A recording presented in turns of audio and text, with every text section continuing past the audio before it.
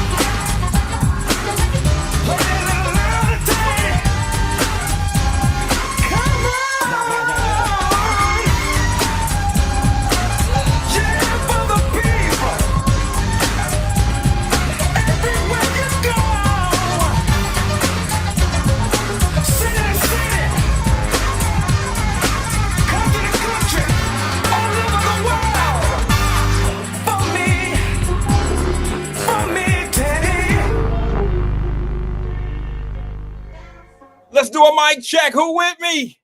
I needed that. I was in the dumps. I needed that. Hit the thumbs up if you're here. If you're present in today's Wyatt live show, let me know that you're here. Hit the like button. I know some of you don't want to. I know that if you hit the like button, someone will go back on the page and say, I can't believe Vanessa hit the like button on Wyatt. She perked out. She be over there listening. She be like over here listening, and she be over there listening. She be doing all this old crazy shit. She really tripping. What's up, Kim? Thank you, sweetie. Sean D. Nutter, what's up? Mama Birch. I got something bitter and sweet to talk about today. I'm not prepared. I went swimming this morning. I was in the pool. I was thinking, do I even want to talk about this particular subject? I said, not really. It's Tuesday. I don't want to mess up my week and mess everyone else's week up by putting things like, real stuff on your mind. What's up, Tiffany Daniels? Jabbar, what's good? Power to the people. And I mean the real people. You know what I mean, Jay. Jay Rhodes. The people are the power. We just get tricked. Shaba, what's good? Donna come in late. She didn't hear the jump off music. She didn't hear the theme song. Donna didn't hear it. Donnie, what's good, my bro?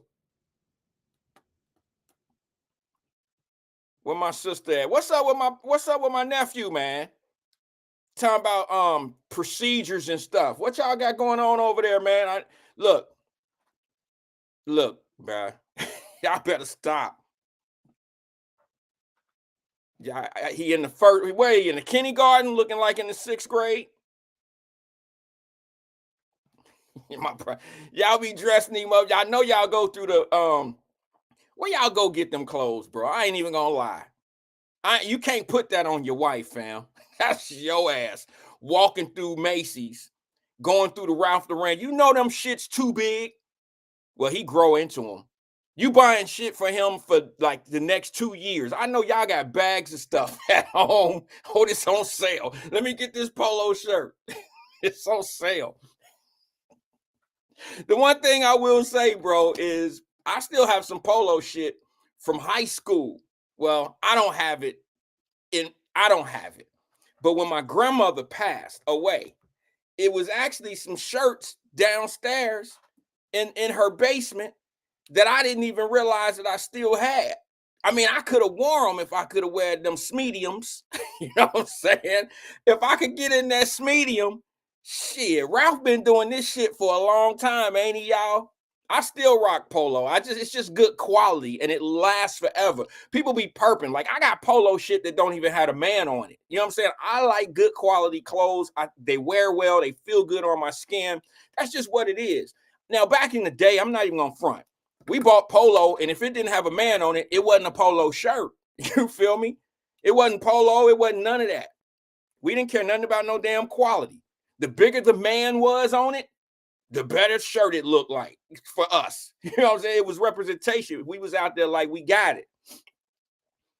As you grow, as you mature, as you get a little bit more into yourself and understanding what really matters in life, the size of the man on the shirt don't really matter. It's the size of the man in the heart for me. That's just me. I ain't trying to be corny with it. I just learned that when people, showing off and thinking that, putting certain things out there like you got it, it's really a pain in the ass. You can't, it's hard to win when you like that. You got to be a super giver. If you're going to front like you got it, or if you do have it and you letting everybody know you have it, you better be ready to be loved or hate. There's no medium. You hear me? It's no medium. They're going to love you they're going to love you as long as you saying yes. The day you say no, I ain't got to say it again. Y'all know we right here with it. The day you say no, that 21st time, when you say no, they don't like you.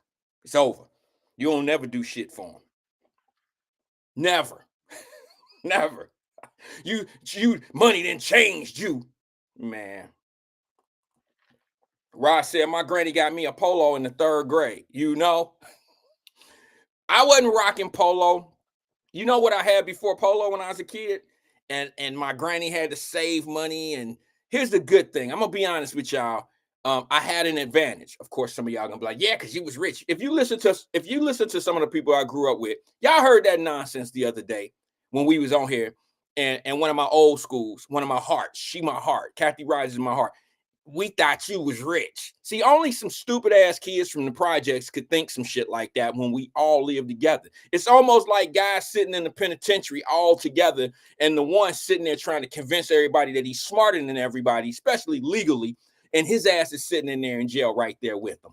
How smart are you really if you're sitting there with everybody else? You in there writing briefs and shit for everybody, telling them how to win their appeal and all that old shit, and you done lost 3 of your appeals. It's crazy. I'm not on that today. I'm just saying we tend to follow and listen to the dumbest shit in the world, and it's just a repeat behavior. It's just crazy to me. You know, I don't get the shit. I guess hope is more valuable than reality. I'll be honest with you, man. Hey, someone said it yesterday. I can't remember who said it in the screen when we was talking about Obama, and they was like, "Well, Obama hit hard. He landed." And I was, I voted for Obama, and I know what my reasons was. My reasons were I knew I wasn't gonna get shit out of Obama. I'll be honest with you. There was no policy. There was nothing political I was gonna get from Obama. But I tried to do the Jedi mind trick and do the reverse of, okay, I'm going to get something out of this, and I'm going to be the person that gets the moral victory here. I'm going to try the first time in my life to get a moral victory as a grown man. That's why I voted for Obama, because I wanted that representation of a black man in office with a family, 2 daughters. Y'all know, if you look at my situation, there's nothing personal. I'm just saying, if you look at my situation, my home, how I structured my life, and you look at Obama, we 2 different people, but the similarities are there morally. That's why I loved him. I wanted to, put him on the wall in my office. Be able to tell little brother before. It's hard to show little brothers in my office or whoever coming in, hey man, you can be like George Bush. You know what I'm saying? You could be like Bill Clinton. No, man, we need to see us on them walls. It takes me back to Spike Lee when he did the Do the Right Thing. Why you ain't got no brothers on the wall on the pizza joint? And if you notice that Italian pizza joint, remember that, Do the Right Thing? And that's what caused the riot and the fire in the neighborhoods, which was unnecessary. That was that man's pizza joint. You can't make that man put no African Americans, that's what he called them then. Can't make that man, I'm gonna use my words. You can't make that man put no damn black folks on the wall of his Italian pizza shop. If you don't want to go in there and not see, if you got a problem with Italians and their heritage up on the wall in an Italian restaurant, don't take your ass in there and get you 2 slices. Walk your ass all the way down somewhere else and go get you some pizza somewhere else, or go to the grocery store and get you a frozen pizza and put that thing in the oven in your own crib with your history on the wall. That's what you should do. But don't go telling somebody that represents their own heritage and is proud of their own heritage that there should be some brothers on the wall. Where's Malcolm X? Where's Martin Luther King? You can't dictate how they do their shit. Get your own shit and put who you want up on the wall. That's how I feel about it. I ain't mad at them for not putting us up on the wall. Shit. And they shouldn't be mad at you when you put your heritage up on the wall. That's the difference. People just be finding shit to be mad at, bitching and complaining. That was the only part of the movie that I thought Spike Lee missed the mark on. And then I start getting a little bit deep into that movie, and I start thinking about it. And I said, look at how much was ruined off of that badass part in the movie. The whole neighborhood burned down for that reason right there. You feel me? No brothers on the wall. Now the temperature was up because they had murdered Radio Raheem. So shit, it was tense in the community already. But to be honest with you, bro, that shit jumped off just like they trying to do right now. Just like they try to do right now with the Russian and the fight and all that old shit. You got your regular chaos agents making this more than what it should be. And you know what happens is when the crisis of the neighborhood when the neighborhood start burning down and it becomes a crisis, your regular leaders in your community will find a place to get some money out of it. Your ass ain't gonna get nothing but a story. A 1990 story, a 2005 story. Now we up to 2025. Now you got another story of how shit went. The riots of 2025. If you noticed, and I'm not going to say anything because I don't know anything about the cases, but y'all better be careful who you cheer for. You already got people. I told y'all these people was going to have some records already. Now you're starting to see some federal charges on some shit. I ain't saying they guilty or not guilty, but y'all sitting out. Your leaders are out here copping for motherfuckers that got dope cases. Federal dope cases.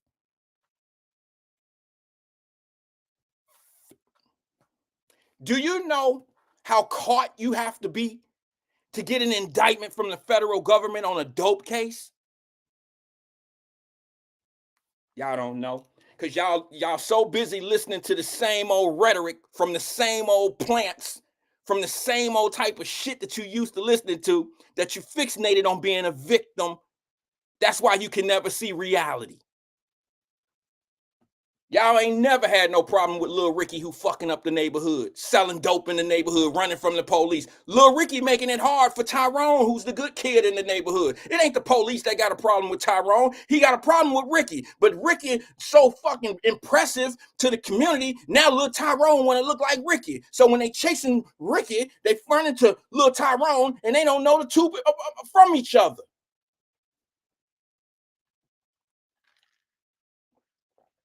Nobody gonna tell you this real shit. I know. Angela Kinney, what's up? AK-47. She said, anyone know what happened in the court today? I could tell you what should have happened. Let me tell you, I'm not in Cincinnati, so I can't tell you. I could tell you what I would have done if I was the Russian dude. I know there was probably a show outside the courtroom and the prayers and the we shall overcomes and the signs. I don't know. Maybe they did all that shit. I don't know. I wasn't even paying it any attention. That shit will not affect my life. It's not going to have nothing to do with me at all. But I would feel awfully dumb if I'm outside talking about some injustice and we're standing behind. We're standing behind people with federal cases here. I would just be feeling a little different if I was leadership. I would just be feeling different. Maybe it's fake charges. Let me put this on the record. Maybe they're putting fake charges out there just so this shit'll look like y'all shouldn't be supporting bad people. Let's just say, let me give you the benefit of the doubt. Maybe this all the feds now, the feds. They didn't came in here and gave some people some fake phony ass charges to calm everything down and let this other shit, let the fight that happened downtown, let the ass whooping that happened downtown, let that blow over, man. Let's disguise it with some fake ass federal charges on some dope shit. Okay. The only people that can believe that are us. We've been believing the cow jumped over the moon for decades. Yeah. Yeah, if you say the shit right, and if the right leaders say, the cow jumped over the moon, some of y'all be standing outside waiting to see them cows jump over the moon at night. Right out there with your signs and your preachers. The Lord said the cow jumped over the moon. I'm just playing. Let me get serious. It's comical for me sometimes when I see some of this other shit. It's just so far out of frame for me that I can't even speak about it the right way. I can't think of different ways of saying the same thing. I just ain't got that in me. So when I do veer off and try to say it a different way, it becomes a little complicated for me. And I probably look like a fool. I'm just going to be honest with you. And this just doesn't account for me. I'm going to call myself a fool today. Because when you talk about foolery, when you talk about foolish shit, you probably look like a fool doing it.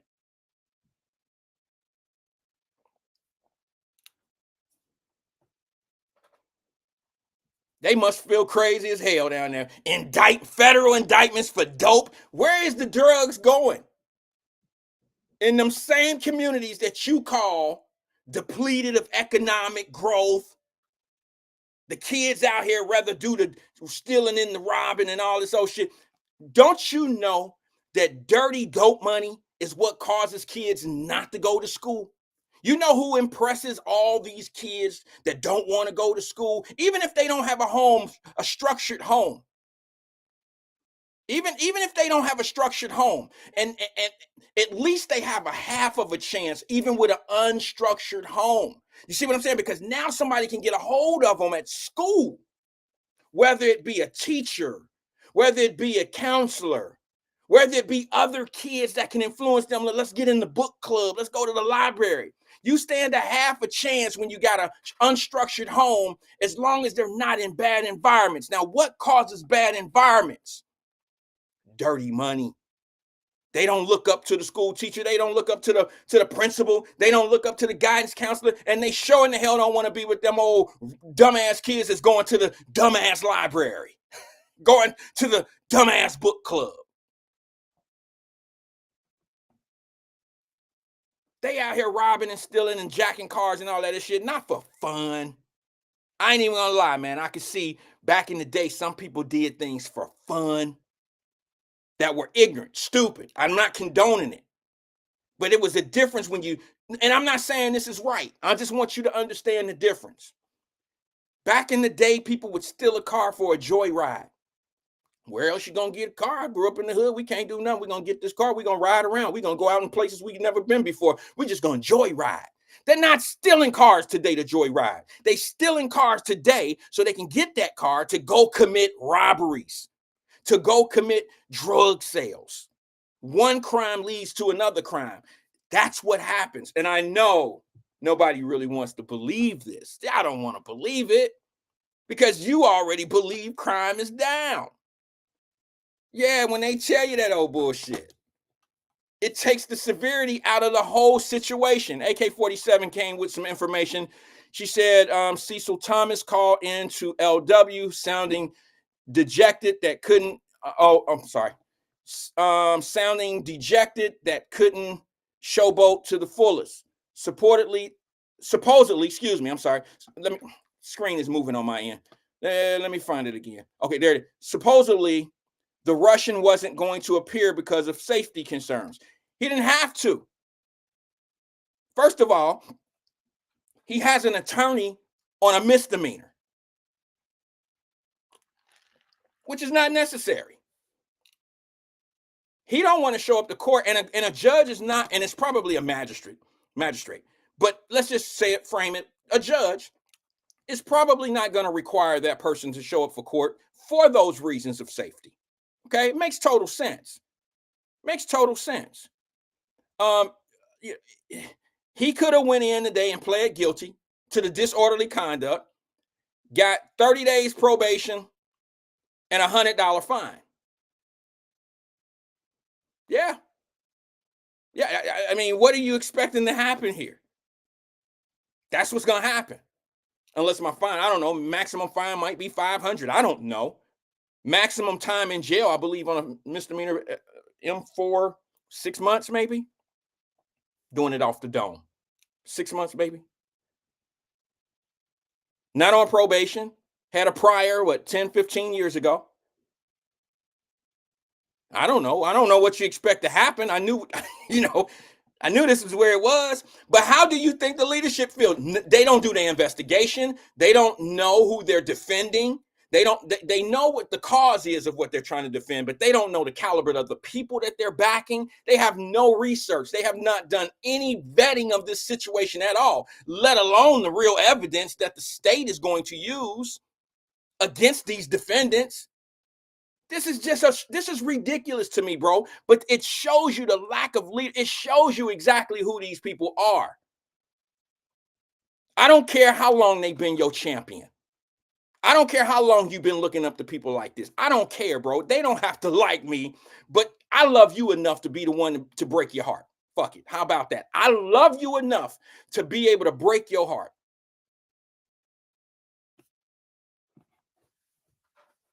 I'm sorry, bro. At some time, the curse is going to have to end. At some point, we are going to have to come to the conclusion that in order to get what you want in life, you got to go get it. Ain't nobody coming for you. Nobody coming to get it for you. Nobody's coming to help you. Not even God. God wants you to do it. He'll help you through it. He'll help you through it. Y'all know that. I'm a Christian, but I'm not a Bible thumping and I ain't got verses for you. I can't tell you verse such and such and such and such to match up nothing that I'm talking about. I don't study the book like that. However, I'm a God-fearing man at the same time. And just because I don't study something, don't mean that I don't believe in it. I might not believe in the same God that you believe in. We may not have the same religious, I wouldn't say beliefs, but we may not have the same religion.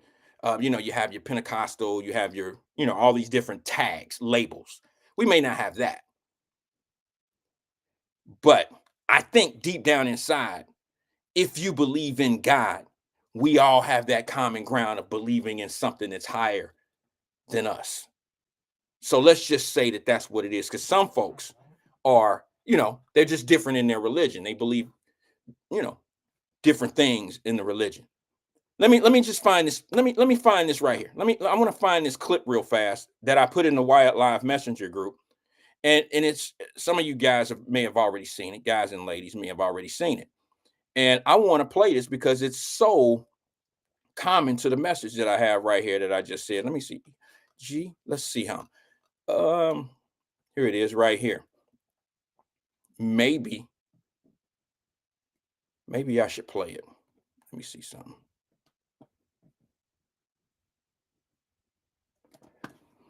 Okay.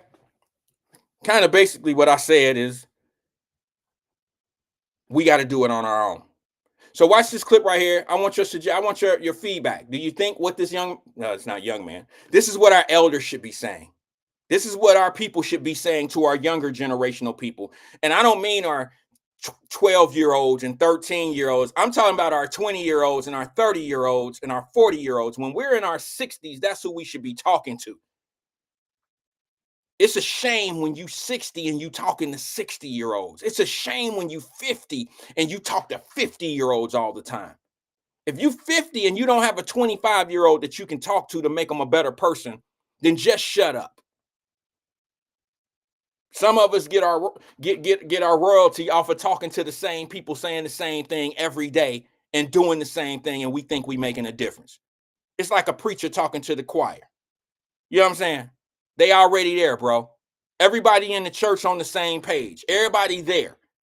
Don't you think that message would be delivered a little bit better to someone that's not in the church? It's kind of backwards to me. But now listen to this, man. You tell me if it's true or not. If you feel what he's saying. Check it out. God ain't giving us anything else. We have freedom, civil rights, voting rights, and public access, a $723 billion annual economy, $5 trillion of intellectual capital, 9 million of us are doing okay. We ain't getting nothing else. So until we learn how to come together, work with and through each other, because that's the final thing God wants us to learn, until we learn how to connect the dots, leverage our collective resources and intellectual capital, when we learn that, we will be a force to be reckoned with. And don't you believe for 1 minute that others do not understand that. God ain't giving us anything else. We have freedom, civil rights, voting rights, and public access, a $723 billion annual economy, $5 trillion of intellectual capital, 9 million of us are doing okay. We ain't getting nothing else. So until we learn how to come together, work with and through each other, because that's the final thing God wants us to learn, until we learn how to connect the dots, leverage our collective resources and intellectual capital, when we learn that, we will be a force to be reckoned with. And don't you believe for 1 minute that others do not understand that. When we learn how to connect those dots, we will be something serious, right? Right? This is what I'm saying. The man is 60 something, almost 70 years old. He's talking to me. I should be talking to someone that's 30, 25. Okay? All I'm saying to you is I find it weird that, and this is weird because I'm in the podcast game here. And what's funny about this whole situation is what I've learned is people tend to talk to the people that listen, but those are people that have common ground anyway. And it's a whole lot of that. That's why a lot of people stay stagnant. And that's why the people that really need the help don't get the help. That's why I've always challenged people. And I said, y'all always going down to City Hall, knocking on doors, making noise, get the cameras out, and y'all want to be seen. And you want to look like you're a leader in the community and all that old shit. But now what I would challenge you to do, because that's an easy target. Y'all have heard me talk about that forever and a day. That's an easy target. Now I challenge your ass to go knock on Miss Melbeline door up in the Fay Apartments. Go knock on Tanya door, who got them 3 badass kids, and have a conversation with her crazy ass. And now you doing something in the community. That's what I'd say. Go knock on the door and try to convince her to get her badass kids up at the top of Baltimore up there, because they acting motherfucking fool. And now, see, you won't take on that task, because you know that's where the problem the problem solves itself right there in the community. It really does. Y'all know that. Y'all know City Hall ain't got nothing to do with what's going on in the Fay. Y'all know City Hall ain't got shit to do with what's going on in Over the Rhine. Stop playing. Get off AFTAB ass, okay? Y'all know I ain't get paid to say that, because AFTAB my guy. However, they all the same. I would say it if it was, what was the guy who was in there before AFTAB? Yeah, I would say this. I mean, I'm just being honest with you. Everybody from the Republicans and the Democrats, y'all all got somebody to blame for the shit that you want to see be different. I live in a world where I want to be is where I want to be. Like, what? Let me explain it. If I don't like city policies, I don't live in the city. If I don't like state policies, then I don't go to that state. I don't live there. I never try to change. Look, it's not enough of me. There's people that are totally the opposite of me. Okay, if I don't like if I go somewhere and I don't like if I go to a restaurant and they got all lamb in there and no beef, well shit. What I look like telling the guys like, hey man, y'all been get some hamburgers from 80 grade up in this joint, bro. I want a burger. I don't want a lamb burger. Well, sir, this is a Greek restaurant. If you want a hamburger, go to McDonald's. And I'm supposed to get offended because he told me to go somewhere to get something that I want, just like on the Do the Right Thing movie. How dare I go into the Italian restaurant and not see no brothers up on the wall, and I get offended because black folks come in here and spend their money. They don't owe you that no more than you owe them your money. How dare you get mad because they show culture on the wall? You should be upset that you don't have a pizzeria or a Greek store or a hair store. You should be upset that you don't have something that you can call your own and put your own culture up on the wall. Let that be the fight.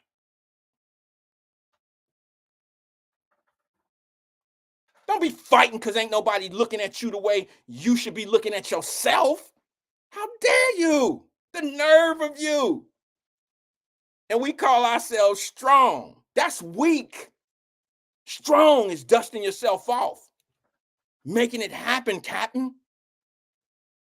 Being a king, a true king, not just being called one. I see a whole lot of jokers out here being called kings. How many kings you know in the history of the world that never had a queen? Now, you ain't no king. It's impossible to be a king and you don't have a queen. It's impossible. I don't care what nation you represent, what flag you want to throw up in the air. If you call yourself a king, it's impossible to be a king without a queen. Impossible.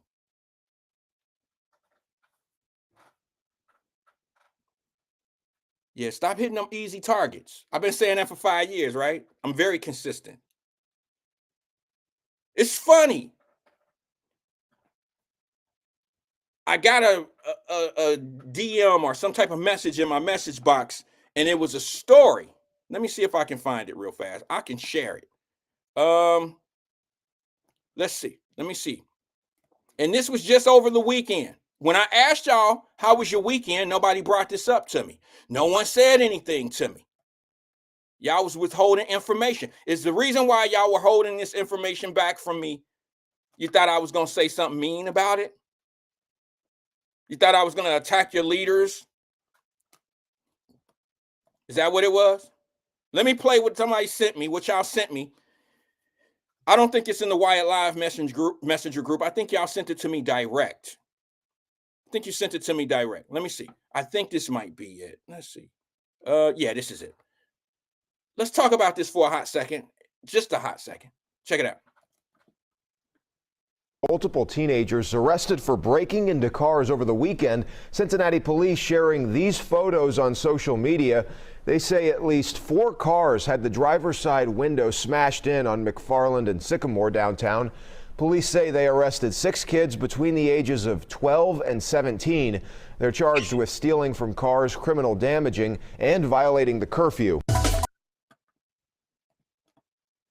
How's that curfew shit working out weekend number 1? Or is this the second weekend? You feel me? How is the carjack? I mean, how is the carjacking shit? How's the carjacking business been lately? Didn't they just pose some new rules and regulations and some new, I don't want to call them laws. I guess these were laws already on the book. They're just now saying we're going to implement these laws. Now we got somewhere to take these teenagers. Where you think you're going to take 6 teenagers from the age of 12 to 17 that's out here carjacking shit? Where you think you about to take them? And they going to sit back with a cup of Kool-Aid and a couple cookies and just be chilling, and you're going to be able to do whatever you want to do with them. And, you know, I mean, come on now. Let's be real. Nobody talked about it today. I don't know. I've been chilling today. I didn't even have a hard work day. Trust and believe. I've been chilling all day here at home. I swam this morning. I did my run this morning. I swam and I sat at the pool. I just chilled today. Didn't look at any social media really. I sent a couple of, y'all do know I send some stuff to people in the Wyatt Live Messenger group. And to be honest with you, I do send people clips here and there. People that I know can relate to the clips. Everybody ain't ready for everything. Everybody not ready for the same shit. Some people send me stuff that they don't send to other people, and send other things to people that they don't send to me. I know that's how the world go round. But to be honest with you, can somebody do this? AK-47, maybe you can help me out with this, Angela, or Denise Davis. Somebody keeps sending me stuff about the lady, about the mahoganies. Is something going on with that? I mean, why am I getting stories from that?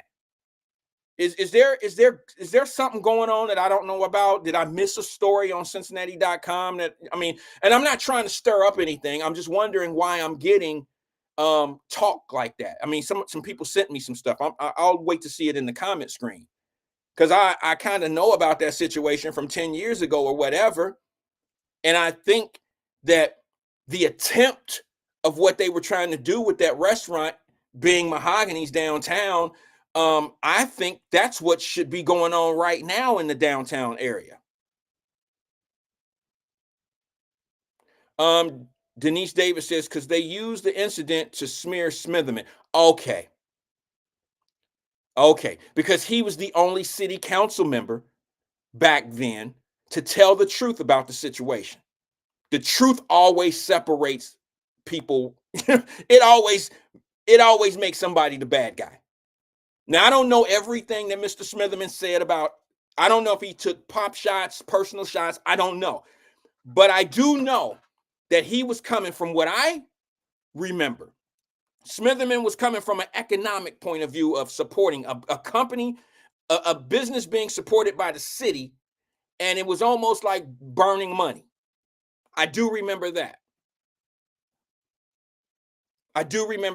And I had no problem with his position on, what he was saying about city co-oping the project and things of that nature. I understood his position all too well. I've done it before. I've been in a situation where, someone wanted me to continuously burn my money in their bad project, and I wasn't going to continue to do it. It's not fair for taxpayers to do the same thing. Yes, I'm glad that there's some success now there. Never had a problem with, I used to eat. I've eaten there a couple times. I'll keep my experiences to myself. Okay, I just think that she was on her way out. I think they were ready to shut down by the time I made it down there. So it was, the experience was a little bit different. There was a white girl at the front door. I thought that was a little odd, and I know I know I'm gonna get some blowback for that. I know. I just, thought it was a little I thought it was a little odd that a Caucasian girl greeted me at the door to sit me down there. I mean, to sit me and my crew, my guys who I brought down there to have lunch. I just thought it was odd. Not that there's anything wrong. It's just from what I was hearing about, the restaurant being a community, you pumping black owned shit. You know what I'm saying? Then I expect black owned. I expect it to be a certain way. See, me, you would never know. You would have never known that it was black owned and I was getting co-op dollars from the city of Cincinnati, because this is what happened. You got too many people. Liz Rogers had it tough. You had too many people that didn't want to see it succeed that looked like her. She probably had more hate. And I hate to say this. I don't want to be negative and take this thing, not take this thing to the dirt, to the mud. But she had more hate probably coming from people that look like her than she did the people that y'all think don't like us. Just being honest with you. And I don't mean this politicians. It's like the guy that come into the city of Cincinnati and he want to tear down black owned businesses, the restaurant dude, the Darius dude, or whatever his name is. Hey, I got a problem with shit like that. I do have a issue with people coming into your city and tearing down black owned businesses that may have a bad night or may have a situation. If you're not a flagship company, you don't have the corporate dollars to be able to stay consistent. You understand? I mean, it's very hard to be a small business and stay consistent. All right. Consistency comes from comfort. Comfort comes from having the capital that you need to be able to function on a day-to-day basis. If you have someone that calls in and says, I can't make it today, consistency along with comfort allows you to pick up the phone and have 2 or 3 people on deck without hesitation to come in and fill that person's spot. Okay. And a lot of companies are not in, small companies are not in that position. Comfort is being well staffed. Okay. Which means you're paying for more people than you actually need. All right. That's when you're in a comfortable space because you can afford to be comfortable. That comfort generally goes over to your clientele, to your customer base. You don't have to water your drinks down. Now, what I'm saying right now has nothing to do with that particular restaurant. I'm just speaking in general. If a customer has a problem with a drink or a customer have a problem with a meal, it's nothing to send that shit back. Get it right, Fred. You back there burning shit up. Get this shit right. Throw that steak in the trash. Small businesses don't really have that kind of comfort. A lot of small businesses have to get it right the first time. We don't have that leeway to make a lot of error. You could throw 50% of your profit away trying to please a customer. So we got to be careful on how we treat our smaller businesses. To let someone come in for clicks, views, laughs and cha-chas and all that old shit, and they sacrificing one of your small businesses in your city, and then they take off, they get in their car and they move on to the next city and they had their fun, they didn't got their clicks, I didn't heard the dude say, ha ha ha ha, he, I made my money off of y'all though. Now what you gonna do about it? See, I've heard people do that. I've seen him, the Darius dude, I've seen him do it. That's one dude that I would really like to get on the show. I would love to get someone like that, because I'll be honest with you, I'm trying to figure out, I've seen him a few times. I'm trying to figure out, I know he's not genuine. So let me stop that. I'd like to question him in what his intent is. I'd like him to just open up and say it in broad daylight. Bro, what's your intent? Because I know you do speak highly of some places. It wouldn't be you would look like a fraud if everywhere you went was bad. You would look like you don't know what you're talking about. Okay, so I would just like to have a conversation with him to ask him, would you consider coming back to Cincinnati and going back to the restaurant? Because I never hear him say, well, I'm going to give him 6 months and I'll be back. I never hear him say stuff like that. I just heard him run through some restaurants, talk about the wallpaper, talking about the potato salad or the mashed potatoes or whatever. And it disgusted me to hear him run down on some of our businesses there and give them a bad name. And then when it becomes a let's just say what's the good word to use? When it becomes an opportunity for other people to come in and crack their jokes because they need somebody to laugh at them so they'll feel relevant. Everybody else start coming in and start trashing something. It's just, I just think that I tried. Donna said you can inbox him. Why? I doubt it. He's smart enough to watch the program and see what I'm about. He's smart enough to know I'll ask critical questions. He's smart enough to do that. That's how Dr. Umar Johnson is too. When I first met Dr. Umar Johnson about 6 years ago, it might have been longer than that.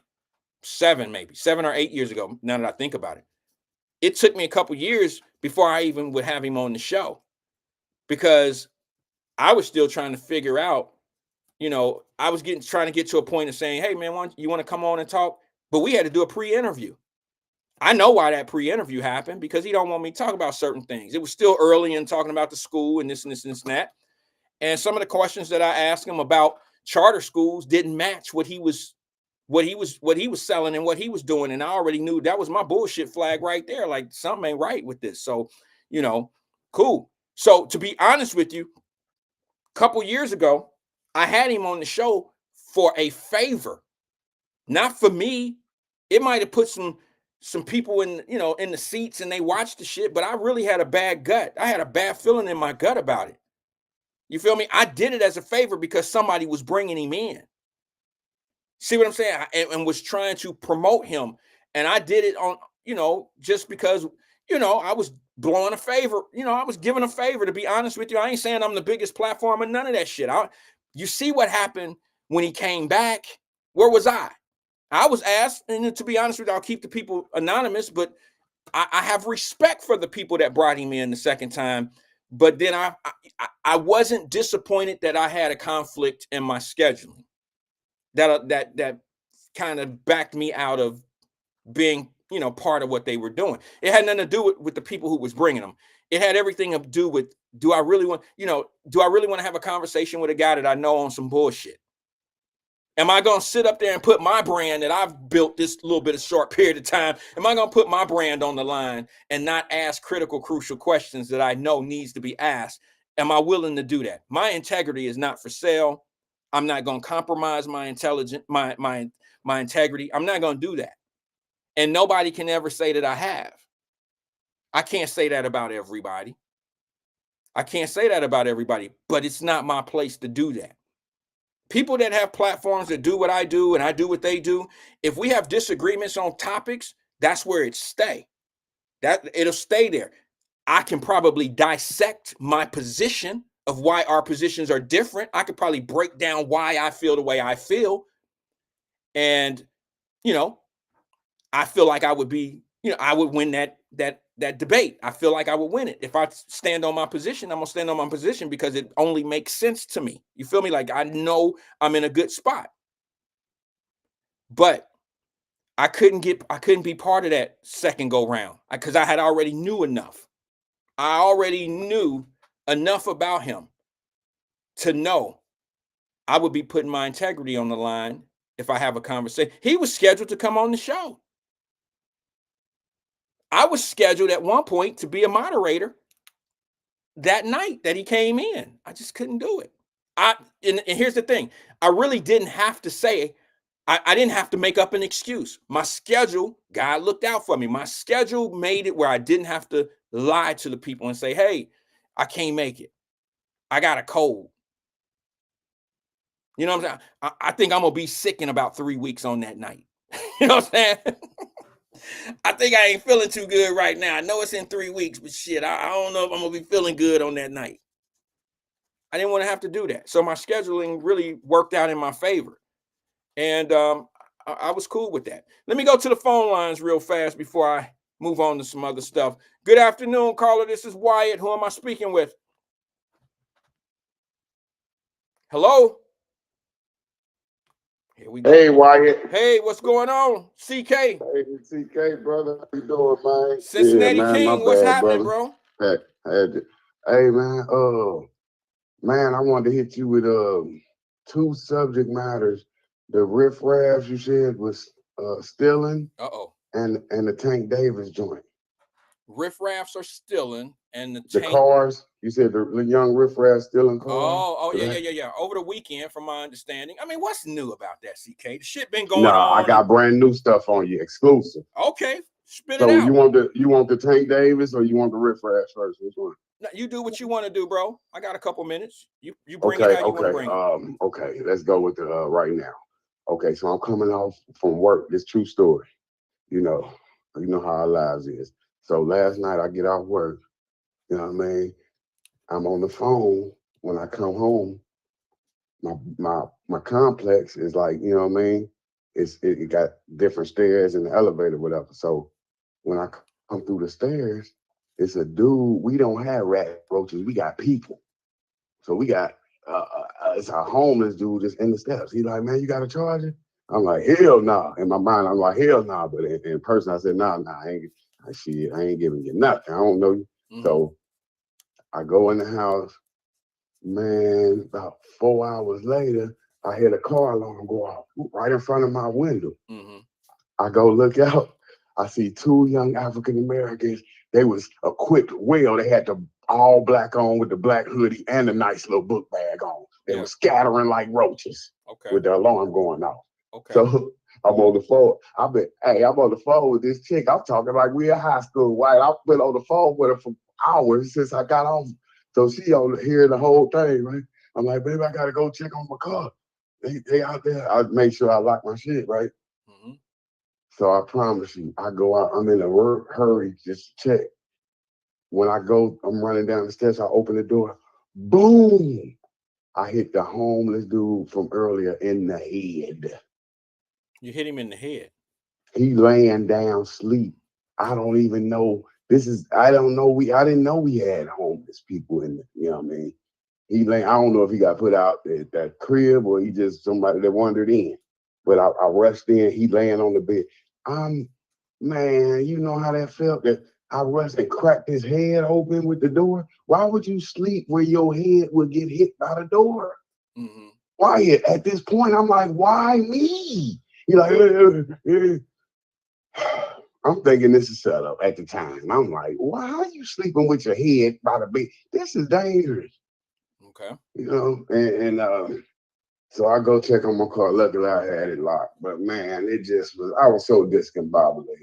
But that's what happened with the whole so incident. basically you're saying you had some break-ins outside your house Last night, man. last night. It was today, so this morning, Okay. like probably 3 a.m.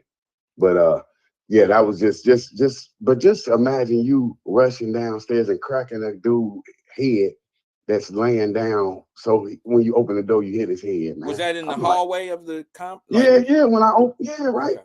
I didn't see. I'm not seeing nothing. He on the other side. So Okay.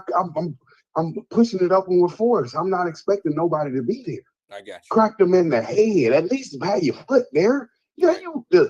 you concrete is the pillow, and the head is your alarm. The door is your alarm. I got you. Right, All right. so It's more to it. no, that was it. That was the whole shit, man. Oh, That was just damn, that must have been I mean, I can traumatizing. relate to what you're saying. We in a war. It's a war going on right now. No one is safe from. Right. Okay, so now I'm sorry about that, bro. I mean, It's nothing. It's nothing. I'm just putting the info out there to the public. You know. Yeah, It's yeah. real. It's The real. card. Luckily, I ain't get caught out there. You know, armed robberies and all that. We don't. You know, we all can be victims, and we still alive. I'm glad you survived your Walmart incident with your family. That was very scary too. Good movie material. But to the Tank Davis Oh yeah, episode. okay, I do remember that. Okay, go ahead. What's up with the Tank? Yeah, Walmart. We Yeah, pray. yeah, You know, that prayers got you was through. that was But Tank Davis, okay. you have to stop letting your emotions drive your thoughts, sir. Who, me? Yes, you're IQ intelligent boxing guy, and Okay. you be in the gym. Okay. They don't even, so you know from experience, they don't even put these type of dudes in sparring with that type of advantage, with that type of size advantage. You don't see no 140 dude fight no 190 guy.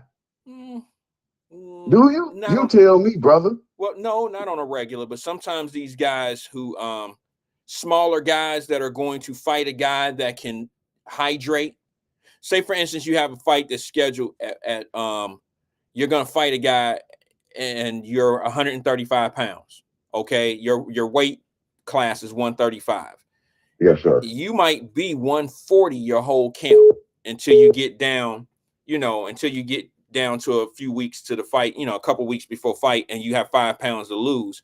However, say your opponent, the guy that you fighting, has this history of hydrating, like getting up 10, 15 pounds overnight. See what I'm saying? So instead of him being 135 the fight night, he's going to come in at 145, 147 because he has this history of being able to rehydrate himself after weigh-in. He has to be 135 at weigh-in, but 24 hours later on fight night, he could come in at 147, 148. He's used to hydrate. He's used to rehydrating real fast. So I'm aware of all these things, sir. okay, so if you 135 and your opponent is 146 or 7 the night of the fight, you have to be ready to fight someone that's a little bit bigger than you.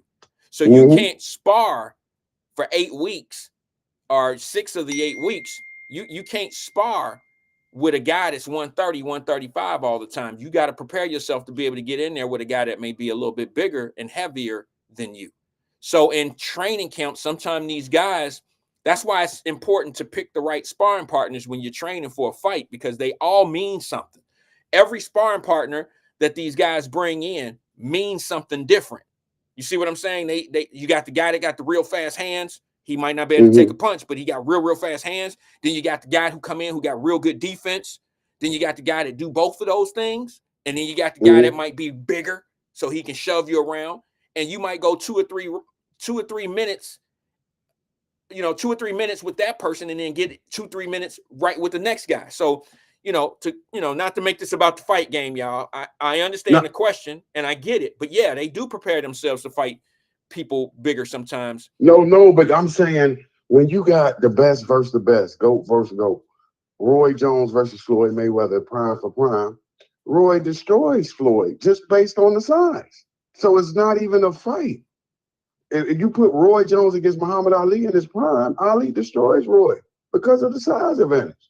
Well, that's not what you said. That's not what we were talking about. You asked no, but me. you're saying Tank is going to play with his food and make that guy look silly, which is ridiculous. He doesn't have the size advantage to play with a big guy like that. But that's not the only thing that win fights, CK, is size. It's not the only thing, but too much of an advantage is I disagree. I disagree with that. I think that a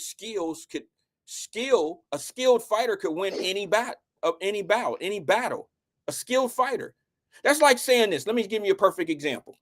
Who do you think would win a war if you had 1,000 guys with a seasoned general, a strategic general, and he went up against an army that has somebody like me, who I'm not skilled at being a general. I'm not strategic in armamentry, right? I don't know how to work an army. But you give me 10,000 troops and I go up against 1,000 troops, but that 1,000 troop general is seasoned and he understands structural army. He understands the war. I don't understand war. That's a great analogy. But your numbers will probably overtake the 1,000. It's not you always. Could possibly win. No, it's not always. You ever see the movie 300? That was 300 soldiers versus thousands, and they almost won because one side was more skilled. They were strategic. But remember, okay, listen to what you say. Deontay Wilder, less skilled. Tank Davis, super skilled. His size will not allow him to be able to punch Deontay Wilder. It don't matter with the skills. It's too much of a size advantage. He's 6'7". You can't keep moving the goalpost on me. I'm not CK. moving. No. I Yes. just gave you a perfect analogy. No, you said didn't. skill. No, you Skills didn't. versus skill. No, One guy is most skilled. Bro. Deontay Wilder is less skilled. So Bro. how can he work his skills on Wilder? How is it possible? Bro, you said Tank Davis versus the dude. Okay. Yeah, right. What's his name? The other Jake. guy. Jake Paul. Jake, whatever. Jake Paul, whatever. That's not Deontay Wilder. Now, if you telling me if Tank got in there with Deontay Wilder, I would be an idiot to say that Tank is going to beat Deontay Wilder. Deontay Wilder has more skills than Jake Paul does. But you're not going with skills. You're going with the size. You're looking at size that's when what that you're happens. going by. That's why you're going to lose your money if you put your money on Jake Paul. That's what. See, it's okay. We all entitled. So you're going to put your money on Terrence Crawford, sir? I'll put you on the spot. What? My money dealing with the same thing, the size. Bro, listen, I'm gonna say this on the record. I don't bet because I'm in the profession, okay? But I'm gonna tell you something. My money, if I had it on in this fight, it's always on Bud. It's always on Terrence Crawford. I don't care who he fight. My money going on Bud. My money going on. You can't win Rock. You've seen Rocky 3. He's too big. You're going for the top guy 3 weight classes above you, Wyatt. There's weight classes for a reason. I know. And there's a reason why I can get to that weight. Listen, sir, they don't just make you an attorney. You have to pass the bar exam. No, you don't. No, you don't. So don't use that analogy because you don't have to pass the bar exam to be an attorney. Okay. Oh, you cold. You cold. You killed me with that one. That was a gunshot right there. No, it wasn't. But I'm just telling you. I got you. All I'm saying to you is there's weight class. You're right. There's weight classes for a reason, but there's a reason why people can get to certain weights as well. It's not like Terrence Crawford is going to struggle to get up to 100. He walk around at 160. He's not going to struggle to be 165, 170 to go fight somebody that's used to fighting nobody that ever fought anybody. Nobody's. He's the last time that Canelo fought someone like Terrence Crawford. It was Mayweather. Sir, I am concerned about the young man's health. I don't want the man, he's done well for his life. I don't want the man to get hurt in a very unfair bout. Okay. You're talking about a 200-pound guy against 140. You're not telling your public that's listening to you about punch resistance. You're not telling them about punching power. His punching does not have effect on a 200-pound as a guy his own size, sir. Let me give you something. So you need to be telling the public to worry about Tank and his health. He could get really seriously hurt in this. Let me tell you something right now that you need to know, and I probably shouldn't be telling you this because you probably should be putting your money on what I was just talking about. I know Tank's team. I know Barry Hunter. I know everybody he's going to be working with. And those guys have a gym in Washington, D.C. called Headbangers. There is no way in hell Tank is not in there sparring with dudes that's 180, 190, almost 200 pounds. Tank is in there taking care of business. That's who he's going to be sparring the whole time that he's in this camp. Tank is going heavyweight. He's going to be well prepared to fight a guy that don't have half the skills that he has. I could call Barry right now, and I shouldn't have said what I said because there's a lot of people who probably think that this shit is crazy because Tank don't stand a chance for the same reasons that you think. But I'm just being honest with you, and I'm telling you that man is going in there. He's going to be prepared. Barry Hunter. But you're speaking from knowing these people emotion connections. No, you're not going with logic and reasoning, sir. My logic. Listen, brother, I'm trying to teach you something. My logic and my reason comes from the fact that I know these guys. You're right. What you said is right, but your breakdown of why I'm so attached is wrong. So you're not putting into your math. This is what you're not putting in. What is happening is unprecedented. You have never seen a light heavyweight fight a heavyweight. That is ridiculous. When have you even seen it? Say it again. That's what I'm saying. I've never seen what? It's unprecedented for a lightweight to fight a heavyweight. Unless you go back to the prehistoric days. Right, and that's why this is an exhibition.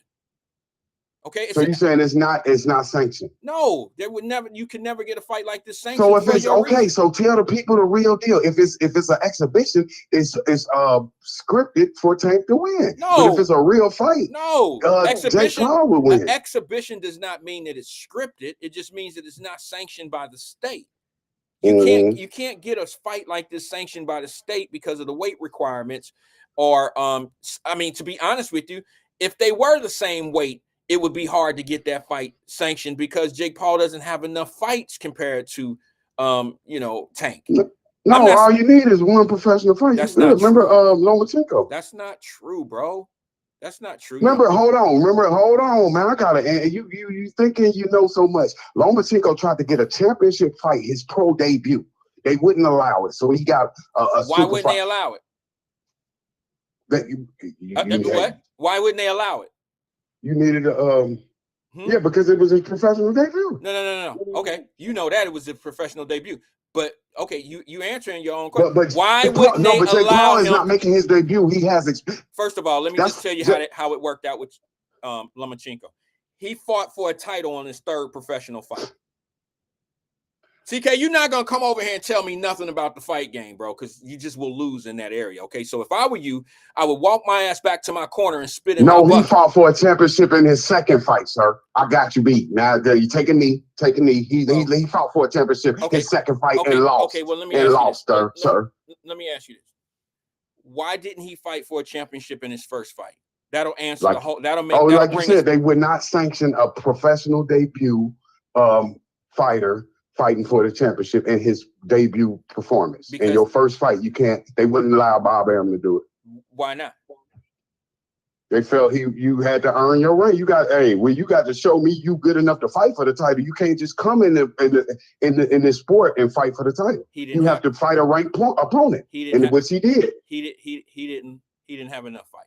Just say that. And he fought in one fight, got him enough fights. So he beat a top 10 guy. In the next fight, he got the championship fight against Orlando. First of all, let me just say this to you. Let me just say this. The reason why someone like Lomachenko could fight for a title so early is because of his pedigree. It's because of where he came from in the fight game. He's an Olympian. Olympians fight at a much higher level as amateurs.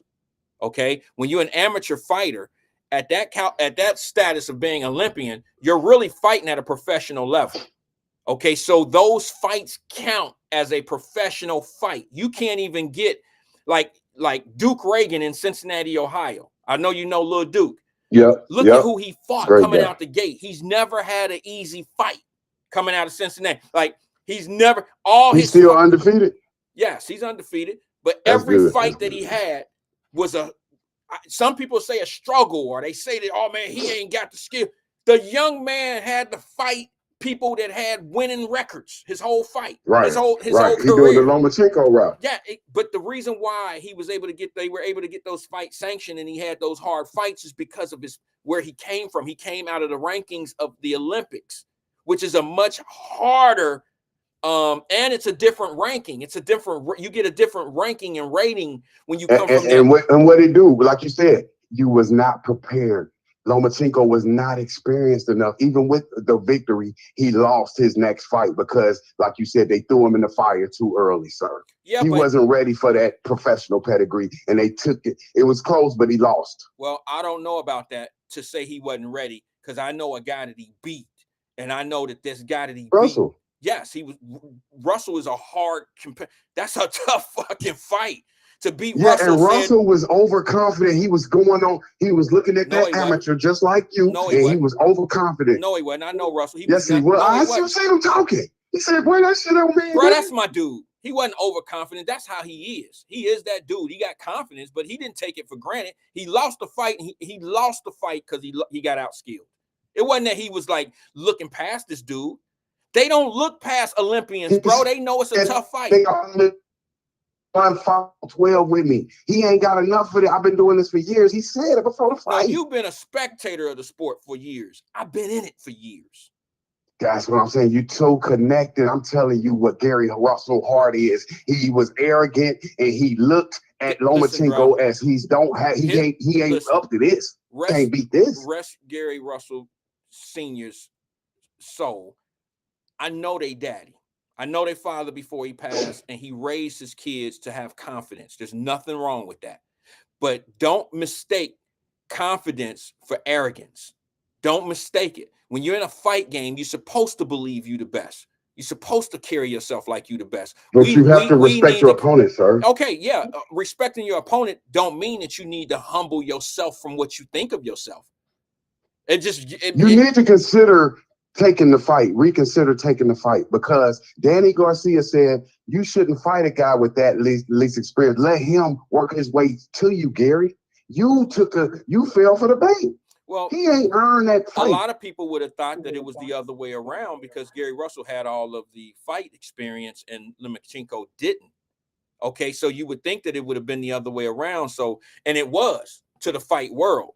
Nobody thought that Lomachenko was going to come in there and beat Gary Russell. Nobody thought that, bro. I did. No, I knew he was going to beat him. I watched both of them. I know how Gary was. And Gary was 23-0. And you thought Gary Russell, who been in the fight game for many years at that point, who was 23-0, and I didn't know it was 23-0. I thought he was 21-0 at that time. But let's just go with you. You thought a guy that was 23-0 was going to lose to a dude that was 1-0. 1-1. That just coming off. I knew he was going to lose because I seen had 2 professional fights. Gary Russell had 20, he lost his last fight. Right. So I'm looking at the skill set on both fighters. You probably made $1 million that night. Exactly. What'd you do with all that money that you won the night of that fight? Because you're the only one that bet on Lomachenko other than somebody in Ukraine. No, I ain't win no damn million, but I won a couple dollars. Okay, but I'm just saying the hand speed of Gary Russell. All right, CK. It was his.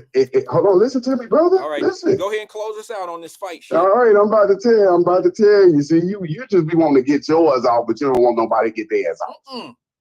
I just don't like hearing foolishness. I know you just disagree. I told you got to stop letting your emotions. This is business. I'm just giving you my perspective. You give me your perspective. It don't mean your perspective right just because you know these people. You got to stop thinking It's not about knowing them. You just want them to win and all that. It's not knowing them. I just happen to know them, but I also know the sport. And when you're too close, you can't. Your perspective is off. Okay. I'm telling you, from watching from the outside looking in, I had a better perspective. I knew Lomachenko was a killer, 2-time gold medalist. He only lost one fight and 500 fights. Okay. So I knew going up against Gary Russell, 23-0, he was not taking it. He was not taking that boy serious. You supposed to look at him and like, he's the Muhammad Ali. He fought 321 amateurs. And only lost one fight. Okay, 321 amateurs. You got a guy in the city of Cincinnati who fought just as many amateurs and smashed them. Rasheed Warren was probably the best amateur fighter out of the city of Cincinnati, a 3-time Olympian. And I wouldn't want him going into his second fight or third fight of his career as a pro, fighting somebody as polished as Gary Russell. I wouldn't have wanted to see that. But based on your logic, Rasheed Warren would have won against Gary Russell if they would have fought with Rasheed coming out of the Olympics. Based on your and they could have fought, but it just never happened because they were under the same. So you telling me Rasheed Warren only lost? He went undefeated in the amateurs? No, but neither did your boy. But he only lost one. But you're talking about multiple losses for Rasheed Warren. How many losses do Rasheed Warren have? He done tasted it a few times. Yeah, he probably had. Hold on. He probably had about 6 or 7 losses as an amateur. Here's the difference. You know who he had to fight as an amateur? Gary fucking Russell. Right. Get off my line, man, if you don't know what you're talking about here. It's a difference between fighting brothers from Philadelphia, Chicago, Cleveland. You fighting American amateurs that are going to be dominant at the pro level. Your boy was fighting amateurs over in fucking Ukraine. He wasn't fighting Golden Glove fighters. He was fighting amateurs overseas. Who are those people? Name one of them. No, but listen. No, I didn't listen enough. You can't tell me nothing about this fight shit. Hold on. I'm just trying to tell you. I'm trying to see. You giving me game, but let me give you game. I have seen Gary Russell is not the only fighter I've seen lose to limited experienced fighters coming out of the amateurs thinking the way they think. He's coming into the fight saying he don't have enough professional experience to beat me. I'm gonna say that's what he was thinking. I'm gonna say this. Listen what I just said. He does not have enough professional experience to beat me. That cost him the fight. I heard you, but I'm gonna put this on the record for you to think about. Put it in the pipe and smoke it. Okay. If Rasheed Warren was an amateur over in Ukraine, he would have had 400 wins too without no losses. So you explain the loss to me then. Why the fuck he get his ass whooped then? Who? Why he get his ass whooped? Who? Gary Russell. Why did he lose to Lomachenko He if he was so lost. much good? He lost. That was what it happens in Because of boxing. his mentality. No, That's it what I wasn't. told He you. got You look at outskilled. He got outskilled. He lost to a gold if medalist. he would have humbled himself No, and bro, not that looked at ain't. him as a inexperienced, if he would have took that inexperienced stuff out of his thought, he could have beat him. He was looking at him. He don't have enough experience to beat him. I got 23. How you he know got what's 2. in his head? How do you know He that's said how he? it. How do He you? said it on, it's on HBO or whatever channel it was on. I don't care what I they, got bro. facts. It don't matter what they say shit to get in the other person's head. That's part of the mental game of the fight game. That's part of what they do. There's They no way say this shit. 1-1 dude gonna beat me, man. I'm Gary Russell. My whole family been boxing. That's what his mind was on. And that's how you get beat. No, that's Your how family you. ain't coming in there to fight for you. No, It's you fight. that's how you present yourself. That's how his daddy taught him how to be. I'm Gary Russell. I'm not gonna lose. Roy Jones did the same thing. Look, if you stay around too long, you'll lose. If you have a bad night because you have a rotator cuff out of spot, I'm not gonna make up excuses for my man, but I know what shape he was in that night. He shouldn't have took the fight. I'm just gonna say that on the Mayweather record. still got the victory torn, CK, I gotta go, rotator bro. cup You and going all. on to another fighter. I gotta move on, bro. I gotta Hey, go ahead. But All right, I got you on that. You talking about rotator? Okay. He still got the victory. Mayweather undefeated. I'll let you pray for the family. All You know right, how we man. do I it. appreciate you coming in and engaging with us. Yes, sir. Yeah, with your wrong ass. You wrong about it all. Sorry, guys. I didn't want to talk about the fight game. I knew it was going to be some shit in the game when he said something about the tank and the one boy fight. I was like, oh, Lord, this is going to be one of them phone calls. This is why I don't like talking sports. Sports and politics, there's no winners. Okay? Sports and politics, man, people, they'll have more excuses than a motherfucker going to jail. Of why they got lost, why they didn't lose, why this and all that, and why he said this as a apology, all this. I get tired of that. This is why I don't have a sports podcast show. You feel me? I tried it. But what really got me out of the space of doing a podcast to do sports is when it got to a point where you're dealing with these dudes with all this ego and pump and chest and shit, and they will meet me over at the park then, and we'll see about that. Yeah, I just think Jordan was better than LeBron. Why we got the beef for that? Why I got the what? You want to fight me because I grew up watching Jordan and you grew up in baby Jordans, little bitty ass size ones. I was around when Michael Jordan was doing his thing. You only hear about it. I used to watch the I used to watch that shit on Saturdays. Yo mama and yo daddy was still just effing. You wasn't even here yet. You know what I'm saying? They was still having fun. Your ass didn't come around till he was on his 3rd championship. Shut your punk ass up. You don't know nothing about MJ and how he changed the game and how LeBron James and all of them used to wear Jordans, wear Jordan's jersey, have Jordan's number on and want to be Jordan. They wanted to be just like Mike. And now I got to argue with these dudes that's 25, 30 years old, 32 years old, talking about LeBron James is better than Michael Jordan. And I got to listen to foolery. I got to listen to foolish reasons. You don't even know. And then they'll put a picture up of Michael Jordan playing against Indiana, like the Pacers. Or showing playing against, not even Indiana, because Indiana in the 90s was dope. Let me take that back. Put up like Hornacek from Utah. You feel me? Y'all don't even know. Hornacek looked like a cornball. He was not a cornball. That white boy could play some ball. And he was physical. And he'll lay your ass out. Show me a dude in the NBA that'll do what Hornacek used to do back in the day. And if you thought you was going to go into Detroit and just walk out of there with a championship, shit. You might roll out of there in a wheelchair or a stretcher or some shit. But none of those games was easy back then. It was a fight. LeBron James ain't never been through the shit that Michael Jordan went through. The only thing that make LeBron James' career much tougher than Michael Jordan is social media. That's it. Michael Jordan probably would have not been the best ambassador for basketball if he had to go through social media the way LeBron James has to go through social media. LeBron James happened to be young enough and grew up with social media, so he was able to maneuver through social media the right way. Michael Jordan had too many vices in his life where, you know what I'm saying, where he, social media would have been bad for him. I met Michael Jordan one time. Y'all know when I met Michael Jordan? I don't know him. He don't know my name. I know his name because he's a superstar. But I met him one time. Guess the one time that I met Michael Jordan, guess what he was doing. This shit is a true story. You can call my wife and confirm this shit. Michael Jordan left basketball and he was missing. Nobody knew what Michael Jordan was but me.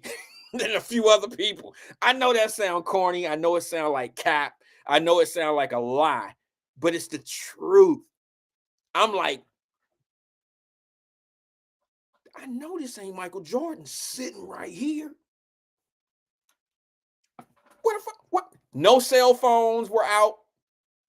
They didn't have that shit. Back then, you ain't had no cell phone. And if you did, it was some big ass shit with them big dope boy ass cell phones back in the day. Looked like a walkie-talkie out of the war. The big shit, the big antenna. You got the do, the big one. I didn't have a cell phone back then. Guess where we were? I was in the Bahamas. Carolyn Smith said gambling spot. Yep. I was in the high rollers room. Paradise Island in the Bahamas. Everybody was searching for Mike. Where Michael Jordan? It was in the States. Everybody was back. My wife and I took a cruise to the Bahamas. Didn't nobody know nothing about. I was like, shit, I ain't even watching the NBA. Mike ain't playing. Fucking ain't nobody heard from Michael Jordan. Mike was on the move. Mike was gone. He was like, and his dad had, dad came up missing. Feel me? I didn't know. Michael Jordan was my guy. Like, I was like, damn. I was just as Michael Jordan was everything as a sports guy for me. Like, your hero. You know what I'm saying? So my wife and I, we at the casino. We're in Bahamas. We took a cruise over there, and I'm like, babe, I'm going to play some blackjack. My wife she don't even like the casino, so she'll do the slot machines or whatever. I walk over to the high rollers room. And it was a normal night. It wasn't even nighttime. It was in the evening, like 6, 7 o'clock in the evening. It was a normal day. I mean, nobody was circling around the tables and none of that shit. Mike had on a sweatsuit and an unstructured hat, just like this one I have on, and it was down like this. The sweatsuit was all black. He had an all black flight sweatsuit on with the red little, trim on it. Black flight hat. And was sitting there with a cigar in his hand, and he was playing blackjack. $1,000 a hand. I looked down. I couldn't believe it was Michael Jordan. First of all, the first thing came to my mind was this dude looked just like Michael Jordan. He looked like Michael Jordan. He trying to look like I was saying, because I'm from down the way. Like we got this cynical way of seeing shit. Like, oh, motherfucker, you perping. You trying to be like somebody. I really took that approach. I was like, this motherfucker look just like Michael Jordan. He trying to be like Michael Jordan. He got the sweatsuit on. He just trying to be like Mike. And I heard Mike say, hit me. And I heard his voice and I said, that's Michael Jordan. I couldn't believe it. I could not believe it. I couldn't say shit because, number one, I know how gamblers are.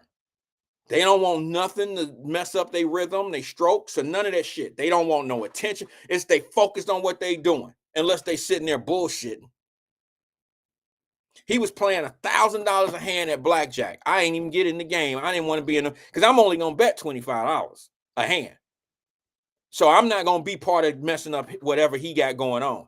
I'm not going to sit down. He got a stack of shit this high sitting down per bet, 1,000. He got 10 $100 chips stacked up, sitting there betting at a time. You think I'm gonna put a green chip out on another circle and be betting $25? I couldn't stand the pressure. I wouldn't be able to do it. So I didn't get in the way. I stood there. When he won a couple hands, I felt comfortable to say something to him. When the dealer was smacking up his money a couple times, I ain't say shit. I ain't want to say nothing. But when he had one deck that he made some good money off of, and as he was bringing his chips in and counting and shit, he looked up at me, and I said, "Hey, how you doing?" I didn't say Mike. I didn't say shit. I just said, "Hey, how you doing?" And that's always worked for me with people that are celebrities. I never mention, "Hey, I know who you are," or "Hey, sign this for me." I never do shit like that.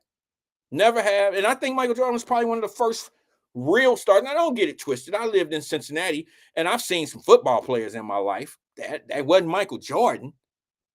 Shit, y'all know when I worked at Globe Records as a young dude, I was like, I wouldn't say a gopher or a do-boy because they respect me more, but I played ball down at the YMCA down on Central Parkway. And, I was cool with a lot of guys. Tim McGee, James Francis, James Brooks, a lot of NFL football players, Bengals. I was cool with a lot of them because we played ball at the same gym. And, I would house sit when James Francis, a lot of these guys go out of town and they needed, they'd be like, "Hey man, can you, make sure my shit right? I don't want nobody." And I'd be like, "Yeah, I watched their crib. I was Lil Rand. You know what I'm saying? I was mellow. They used to call me mellow because I was real cool, like fall back type shit. And I would house sit for James and a couple other guys.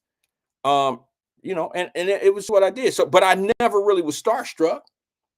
There was a couple of them. There was one that really, and I don't want to speak bad on his name. I know his name. I don't want to say his name because he's passed. But he was a mean motherfucker. He's the guy that made me not want to be involved with celebrities. And he's passed in the last few years. He used to play with the Bengals. A lot of y'all knew him in the city because he probably used to go to nightclubs, and he would drive his nice loud ass Mercedes-Benz through the downtown Cincinnati, like he would come to Globe Records and pick up music. And he was just a rude dude to me. I was only 17, 18 years old, and he would say shit like, "I pay more taxes than you make. My one check, I'll pay my taxes is more than you'll make this whole year just on my one check." He's just shit like that. He taught me how not to be if I ever got some money. I was 17, 18 years old. That experience, I was 19. That experience right there taught me how to be if I ever got some money. Because I used to tell my granny, I say, he be tripping. Feel me? Like, he be tripping. And granny was like, "Listen, just chalk it up on how not to be when you get the money like what he has. Don't worry about it. Everybody don't deserve what they get, baby." I said, "I know. It's never been about deserve. We never get what I'm a firm believer when it comes to money and position and things like that. I don't think we get what we deserve. We get what we earn." Okay, so even a bad person who has high financials, just because they're a bad individual don't mean that they didn't earn what they got. All right. He just happened to be a great athlete who made it to a professional level. He earned his money. That don't mean that he don't deserve it because he's a mean, nasty person. No, not at all. Not at all. You earn it, you got it. You keep it. Let me go to the phone lines. I'm about to get onto this topic and I got to get up out of here. Good afternoon, caller. This is Wyatt. Who am I speaking with? What's up, fam? Twin, what's good with you, bro? How you doing? I can't call. Hell on. Take out speaker. Can you hear me? Yes, I can hear you. What's on your mind, brother? Man, why you do CK like that, man? CK came in crazy today, bro. He was flying. He's the king of Cincinnati, man. No, you not do today. the king like that? Not today. The king was flying very low. He was flying too low. The turbulence was shaking the whole podcast. I had to piece him out. Yeah, I never met Mike. I seen him, from a distance, close enough. He don't look too real, man. Who, Mike? Michael Jordan? Yeah, I don't know. He didn't look real to me or something when I seen him. Didn't look too real. Michael Jordan didn't look real. Yeah. Oh, you a clone of AI or something like. They didn't have clones and AIs back then. I don't know. It was him. I guess to me, he just didn't look real. I'll be honest and say this, man. I'll say this about Michael Yeah, Jordan. unless I was starstruck or something Probably, like that. probably because I was too, man. But I'm gonna say something Yeah. that a lot of people probably, maybe I caught him at one of those days that he was just okay. But the day that I seen Michael Jordan, he had no problems at all with me standing there looking at him or watching him play. He had no problems with the fact that I knew it was him and the world thought he was gone or dead like his dad. He had no problems with me standing there, and he shot the shit with me for a couple minutes too. You see what I'm saying? He asked me, well, how's you eat the food here? You know what I'm saying? And I'm like, yeah, man, I eat the steak and it's pretty good. And I asked him, bro, after that little bit of period of time, I mean, I talked to him for about 5 minutes, okay? And after talking to him for 5 minutes, you know, I never asked him for an autograph or a picture or anything. I didn't have a camera or anything, but I never asked for an autograph or anything. And I think he appreciated that. But the one thing that I did say to him that I think he loved the most is I asked him, do you mind if I bring my wife over to meet you? And my wife ain't into sports and she's not into shit like that. But I wanted to share that moment with my wife so she can co-sign the fact that I seen Michael Jordan. You know what I'm saying? I said, hey, I said, Mike, do you mind? Because they were shuffling up a new deck or whatever. And I said, hey, Mike, can I ask you, do you mind if I bring my wife over to meet you? He said, no, not at all. He was super nice to me. I don't care what y'all say about his Jordan shoes. I don't care what people say about he is an asshole. I don't care what they say about that guy. The one and only time that I met Michael Jordan, he was super nice to me. And I mean, I was actually just standing there like a dude boy. I was just standing there, bro. Like, you know how people be watching people play the game? I was standing there and I just couldn't believe it was him.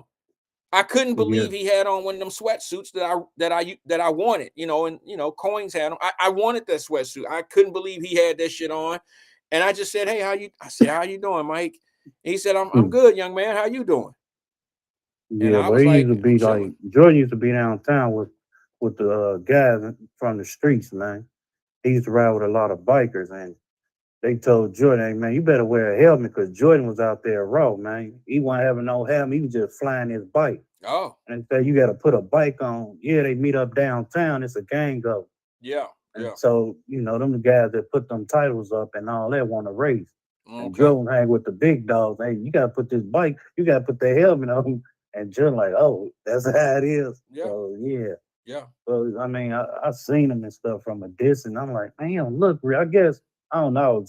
Surprised. Well, I've seen him play. I've seen him play. I went to. Yeah. I used to go to Chicago and watch him play. My wife got me tickets for my birthday. I've been to the games a lot. Yeah, it was hard getting in, but you know, I knew my auntie worked there. It was a 2-year. It was a 2-year waiting list for tickets. Yeah. My auntie finally got us in because she worked there for 20, 30 years. Yeah, she retired from there before. After they built the United Center, it was Chicago Stadium. A little bit after they built the United Center, probably about 5 years after she retired from there. So she had got us in. I was like, ooh, finally, I got to see Mike. And they thought, man, you couldn't get in them games unless you was in a nosebleed or something. Yeah. It's tough. It was tough. Yeah. And my wife got us they don't tickets. care if the Bulls went 14-8. Yeah. They was Bulls fans to the heart. Yeah. And I don't even know who played for the Bulls right now, to be honest. I don't even watch basketball like that no more. Yeah, I'm kind of I mean, really, the NBA, because they shoot from half court. They don't play with the heart. See, back in the day, while we was growing up, Jordan, they played with heart. They told Jordan, hey, you got to put some weight on you. You want to be a champion, hey, you want to beat us, the Pistons of Boston, hey, put some weight up. And Jordan took that like, man, I ain't going to keep letting them bang me like this. Yeah. Especially the bad boys. And he put that weight up. And, you know, Isaiah was so mad and stuff when he lost that final. He didn't even shake the man's hand. Yeah. And then he said, it's still words that he was let off the dream team because of Mike, which I think it was. Maybe. And so I tell you what, Jordan thought is like, all right, he want to hold that grudge, talk smack. All right, I got something for him. Don't let him get. I'm like, man, of all people, Isaiah, the #1 point guard, and y'all left him off the dream team. I'm like, oh no, that's but crazy. look who they picked up, John Stockton. They picked up John Stockton, but out of all he put in work and everything, put numbers Yeah, he up, should you have been would on the think. team. He should have been on the team, but you got to understand, it wasn't just Michael Jordan. You had other people, him and Magic Johnson had beef at that time, and Magic Johnson wasn't nobody that you can cross either. So Oh between, no. it was Michael Jordan and Magic Johnson that played a big part on And it who was was going to up, be on but that Chuck team. Daly ran that squad though. Yeah, but Chuck, was a lot easier for him to tell. I don't know. I wasn't there. I wasn't present and none of that. Yeah. But I think that Well, you Michael can't Jordan, tell Mike no. I think, Bird and all yeah. them was on their last leg anyway. So Yeah, here Michael come this Jordan came and little saved rookie the on the league. block. Michael Jordan saved the league because, Magic and Larry Bird took it off life support. They brought it back to life a little bit. Yeah. Magic Johnson and them did what they did. Yeah. But Michael Jordan took it to a point where TV deals got ridiculously crazy. The numbers just skyrocketed. The numbers got high. Yep. He brought it back to life. And he made the NBA what it is today. What it is today is not what it was when Magic Johnson and No, I don't. Yeah, I don't too much get in. I like college basketball, man, because when the tournament come, they play for the heart. That NBA, man, I don't know what they do. In college basketball, it's a tournament game every night, and anybody could win. You could watch Davidson play North Carolina, and it's going to be a good game. You feel me? Yeah. I love college basketball. I love college football. Yeah, I just like the NCAA tournament though, because it's go down, man. Yeah, that's they dope. play I for was the able heart. to go this year. I was my daughter.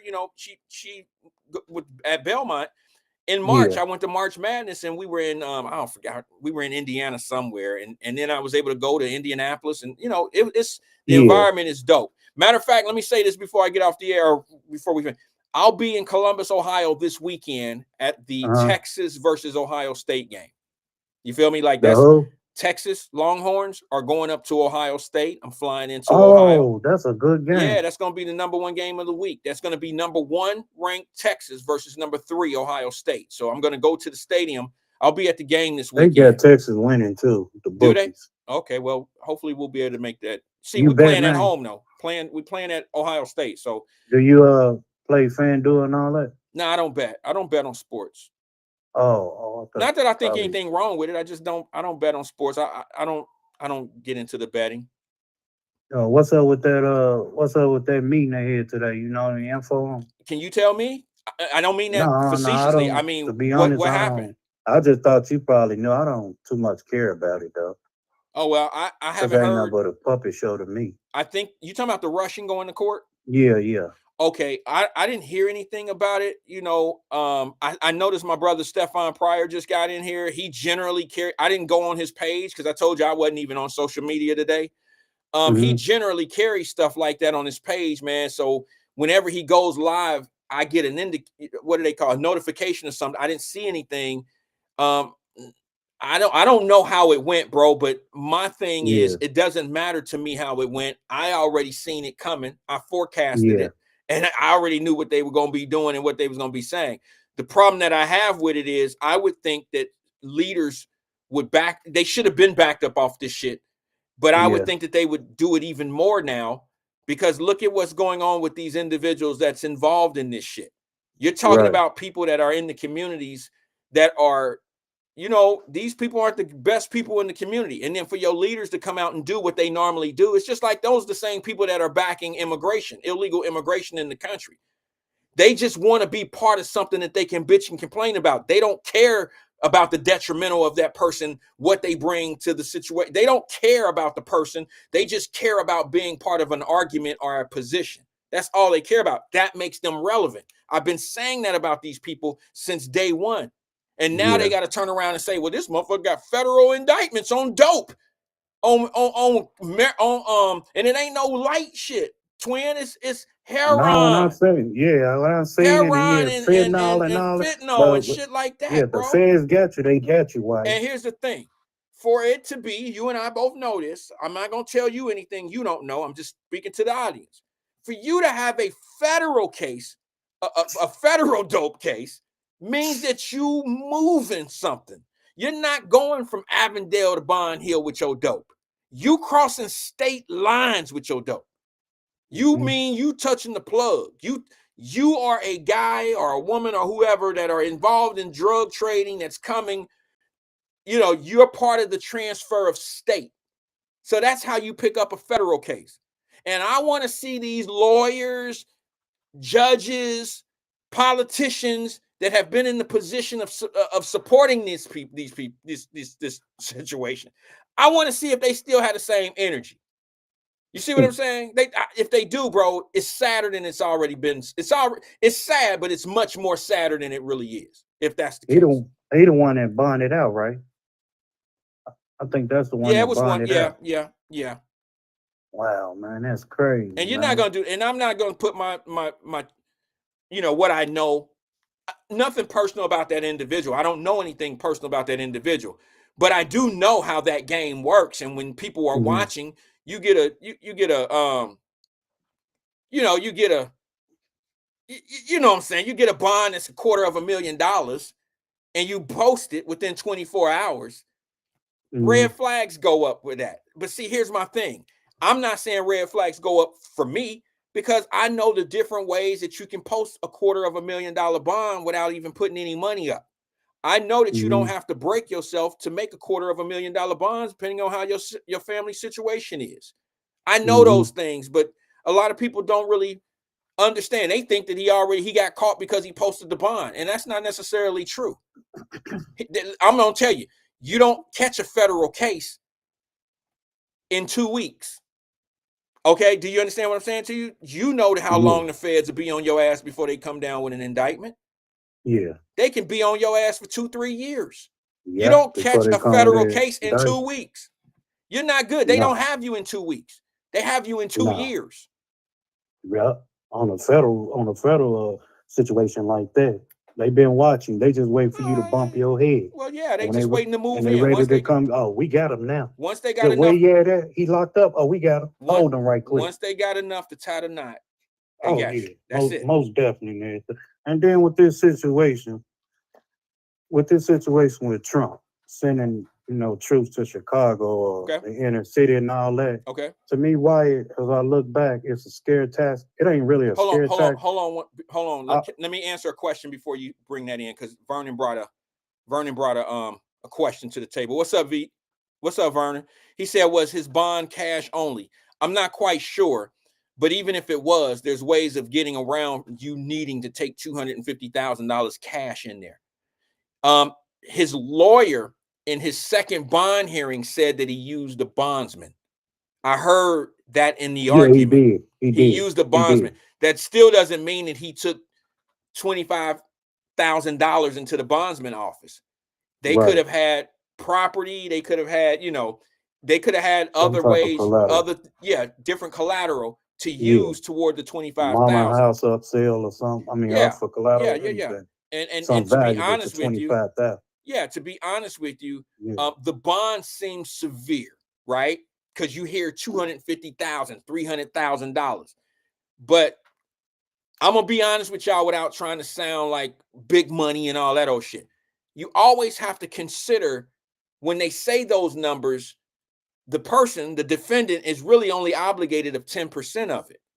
So $200,000 bond really is $20,000, not $200,000. Okay, so a lot of people, especially politicians and people that were trying to make this about the bond too high, the bond, and all that old shit. You got to also take in consideration that it's not as like what people try to make it. He got a $250,000 bond and the white man didn't get arrested. It's irrelevant. The bond was appropriate for the action of the young man. I'm not saying the young man is guilty or not guilty. I'm just saying to you, a felonious assault is going to get you a $250,000 bond. And when people come on here and say he got a murder bond, I've never seen in Hamilton County, the history of Hamilton County, the 25 years I worked in Hamilton County, I had never seen a murder bond start out at a $250,000. Minimum, it's always $1 million. Always $1 million. So when y'all start talking that shit you don't know nothing about, call a different show and listen and talk that shit over there. Don't bring it over here if you want to hear the truth, because I'm gonna give it. Go ahead, twin. I'm sorry. Yeah, I got like a cousin right now locked up on a body and everything. His bond $1 million. Then my nephew, he was sentenced to like 15, 16. before he was, his bond was $1 million. So that is true. You do get that milli bond on you, Yes. on the body and everything else. Yeah, with Trump sending them National Guards to like one of inner city and all that, I don't think it's a scare tactic. It's called get out of line or whatever and fix your city. I think he just sending a message. Okay. If y'all don't fix y'all city and get in line and whatever, I think he doing. Then people been crying, you know, people getting carjacked, murders or robbery or domestic violence. Been saying that and people overlooking it and let them back out of jail. You want the police or what do you want? Or just keep letting them, which way, how you want it or whatever. So he basically just, we look at it like, oh, that's racist. He just want to take over martial law and all that. No, if you look at it, he's sending a message. Y'all won't help. Here's y'all help. Here's y'all lifeline. I can help you. Twin, keep talking. I'm just fixing my light real fast. Go ahead. I can. Yeah, that's what I was thinking about, man. I'm like, man, people just look at it as a race thing, race bait or whatever, playing the victimized game or whatever. But I really think that he just sending a message, hey, get in line or whatever. We go have to send a National Guard into the inner city. So that's how I really look at it, Wyatt. What? You fixed it?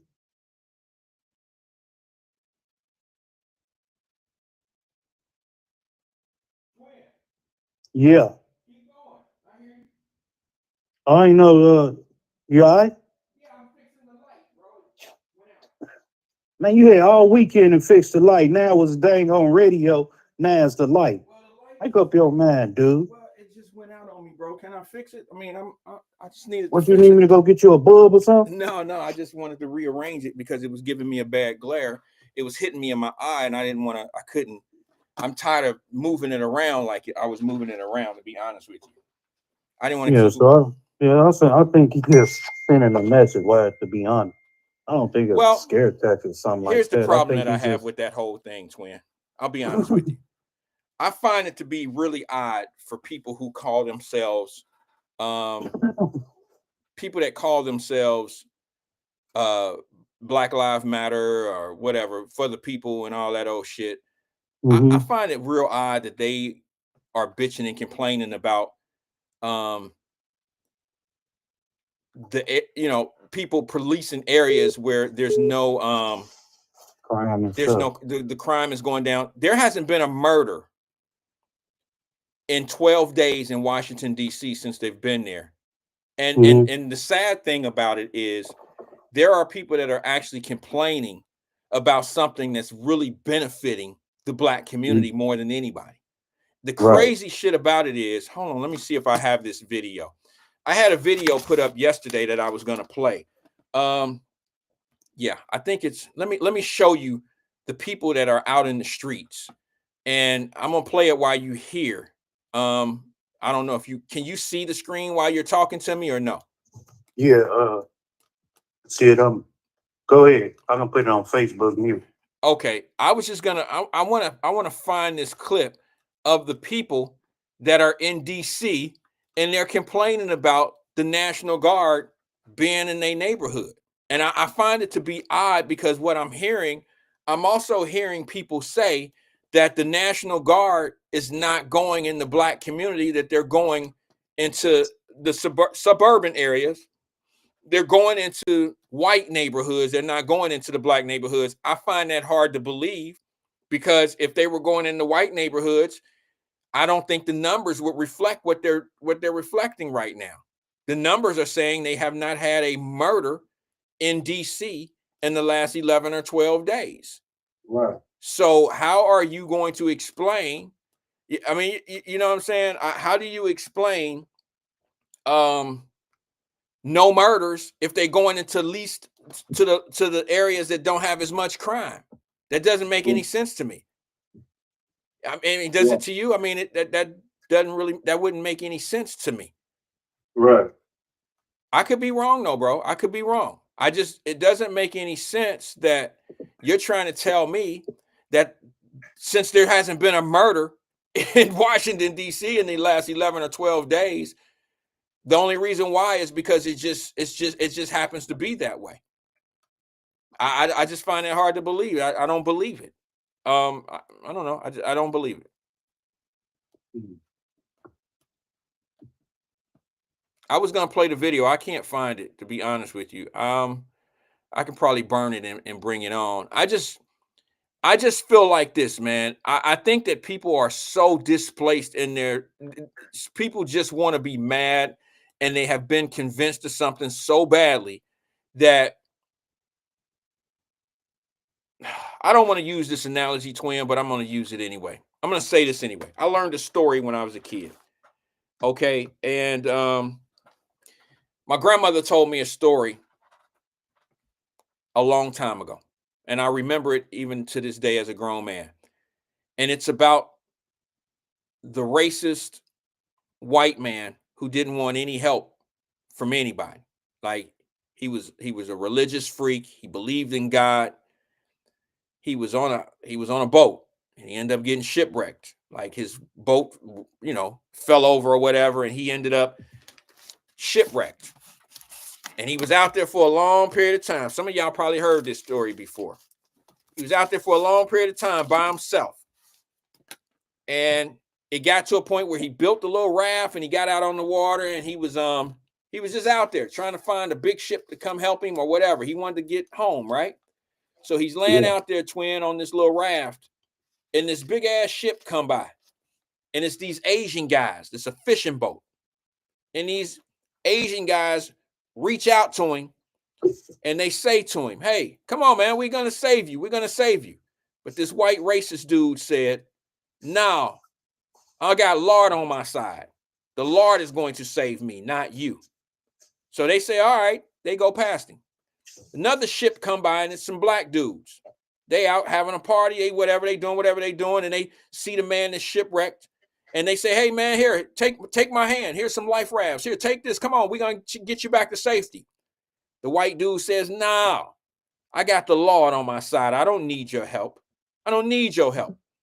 And then here comes some other people that not happen to be white. Now, this is the third ship that then came by. He denied them as well. Okay. He told them, "I got Lord on my side. I don't need your help. I'm praying. God gonna come save me." Okay. And when time went by, the man ended up dying. Okay, he died. He starved to death. He get to where he was going. He get to heaven because he believed in God, right? He get to the gates and he tell Lord, "Lord, I've been faithful to you. I've done everything that you asked me to do. I'm a good person. Why didn't you save me?" You know what God told him? God said, "I sent you 3 boats. You didn't take any of them."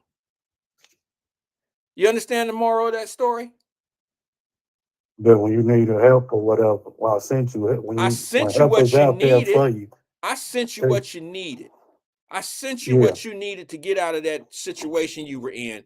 You just didn't accept it because you've learned to hate somebody. Right. Do you understand what I'm saying, bro? And that's what's going on with a lot of us who think that that's why Lori Lightfoot didn't take the National Guard when Trump offered it to her a few years ago. Right. She didn't take the help because of her hatred for the man. Right. Do you understand what I'm saying? Instead of helping her own people, instead of feeling like she was going against the norm, going against the grain or going against the people that, that support her. Yeah. She felt like she can do it on her own. She don't need no damn help. And 138 Chicagoans lost their life that year at the second half of that year because it was the summertime. 130. No, I'm saying since she had denied. Oh yeah. They had lost 138 Chicagoans due to the to the street violence and all that type of stuff. She turned down the assistance. And see, I look at it like this. I find DC to be funny because DC's never talked about their crime as much as they talk about their crime out loud now. Yeah. They never make announcements. "Oh, we 20% down. We this and this down. We got this going. We got that going." They never talk about their crime. It's almost like they don't have crime there. But you only people that know that have really bad crime in DC are people that live in DC. No one else actually talks about crime in DC but people in DC. Now with this thing going on, they have to talk about it because now they got to try to convince everybody that there's not a problem there. I always thought that city was like well protected and everything. No, because I'm saying instead of being a capital and all that. No, as a shorty, I always thought that. No, bro. As it's just the opposite. It's actually embarrassing. I would be. Well, I And don't they know rank why. number 4, man, on murder. I thought Chicago was like, I don't know if they the top 10, but I'm looking at it. They number 4. DC is, I believe. And that's saying a lot. Yeah, it's followed by Memphis. Yeah, That's saying a lot. I mean, because you got to understand that you're talking about smaller, well, a couple bigger cities, of course, that are ahead of them. Yeah. But some of those cities are smaller than them. But it's sad when you're in the nation's capital, and when you take tour, you know, when you go there as a class, you know, like your class, your school class goes there, and you see homeless people laying around. And here's what's crazy about a lot of people and their hatred. Okay. They want to jump on the train of whatever narrative's been set in front to the people that they talking to, that their audience. It's just like in Cincinnati. I'll use Cincinnati as an example. I'm gonna pose this because I feel comfortable saying this because it's where I'm from. It's where I grew up. Mama Birch know this and several other know this. This is where we skinned our legs up at. We grew up in OTR. We grew up in downtown. All right. Mm-hmm. For people to say that it's safe and ain't no problems, yeah, you can say that shit because you don't go after 9 o'clock. I want to see anybody on this platform go down there without a pass, without a hall pass, when it get dark, like 9:30, 10 o'clock at night.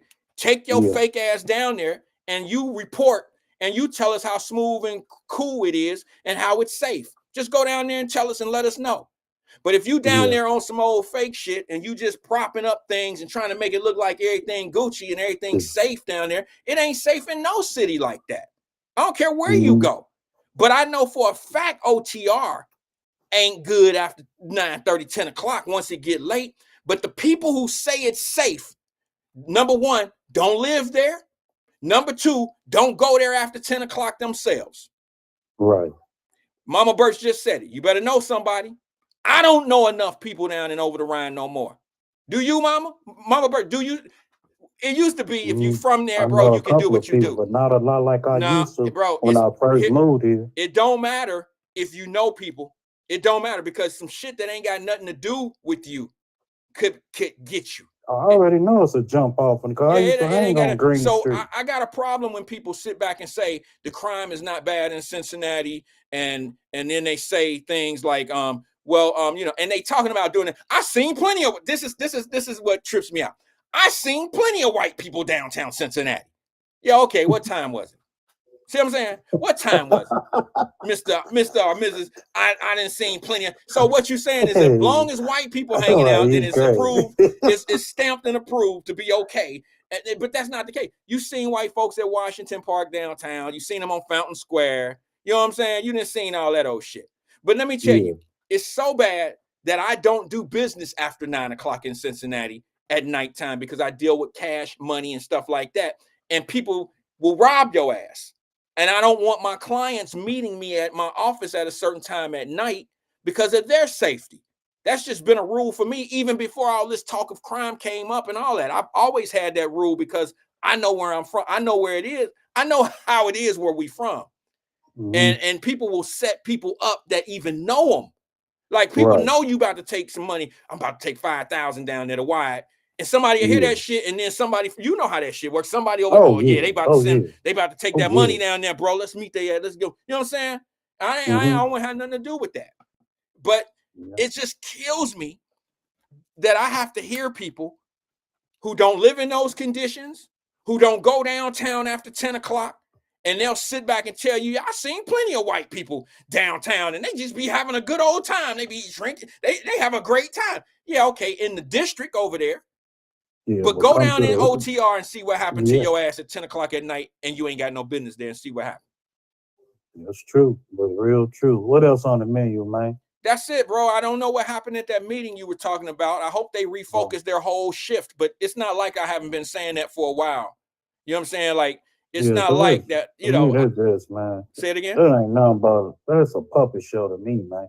Well, All cause of a fight and everything else, and we go stand out and protest like you say, sing kumbaya and all that. Well, bro, No, but when you got other people, lady, now the kids ain't got no mama or whatever, man, 5 kids and just come home for work and all that, but y'all don't want to focus on that, but you worry about a damn fight. At the end of the day, then what? Then what? We back at square one. That's all, man. yeah. Until they start working into the boulays and divine nine and all that, we can conquer. Until then, man, it's going to be the same old remix, man, to me. And I hate to see it. I'm not joining no organization, none of it. NAACP, Black Lives No Matter, none of that. I'm cool with that junk, man.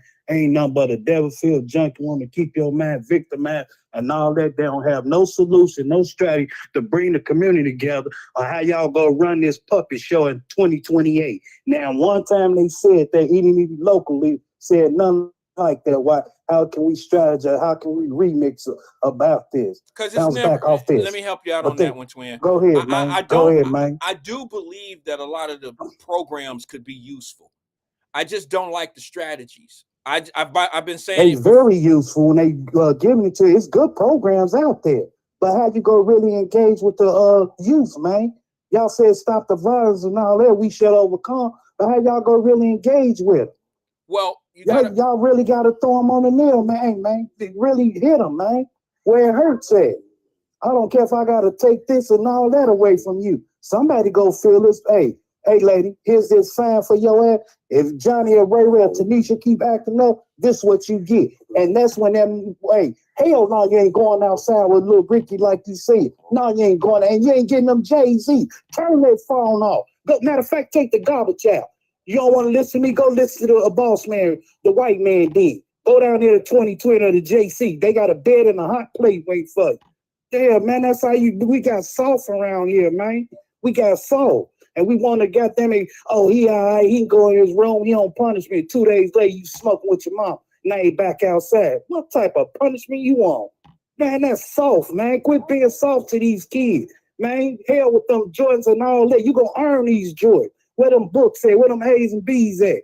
No, I'm tired of you hanging with them. So what I'm working my ass off fighting for you to do this and all that, keep a roof over here. You want to keep on going to the Justice Center? Let me tell you something, Wyatt. Sunday, I went to the Dollar Tree to grab something, man. Okay. This lady, she talking, and she said, I'm just so tired. I said, baby girl, what's wrong? I'm just tired of him. He's 25 years old, now I'm buying him out for 2020.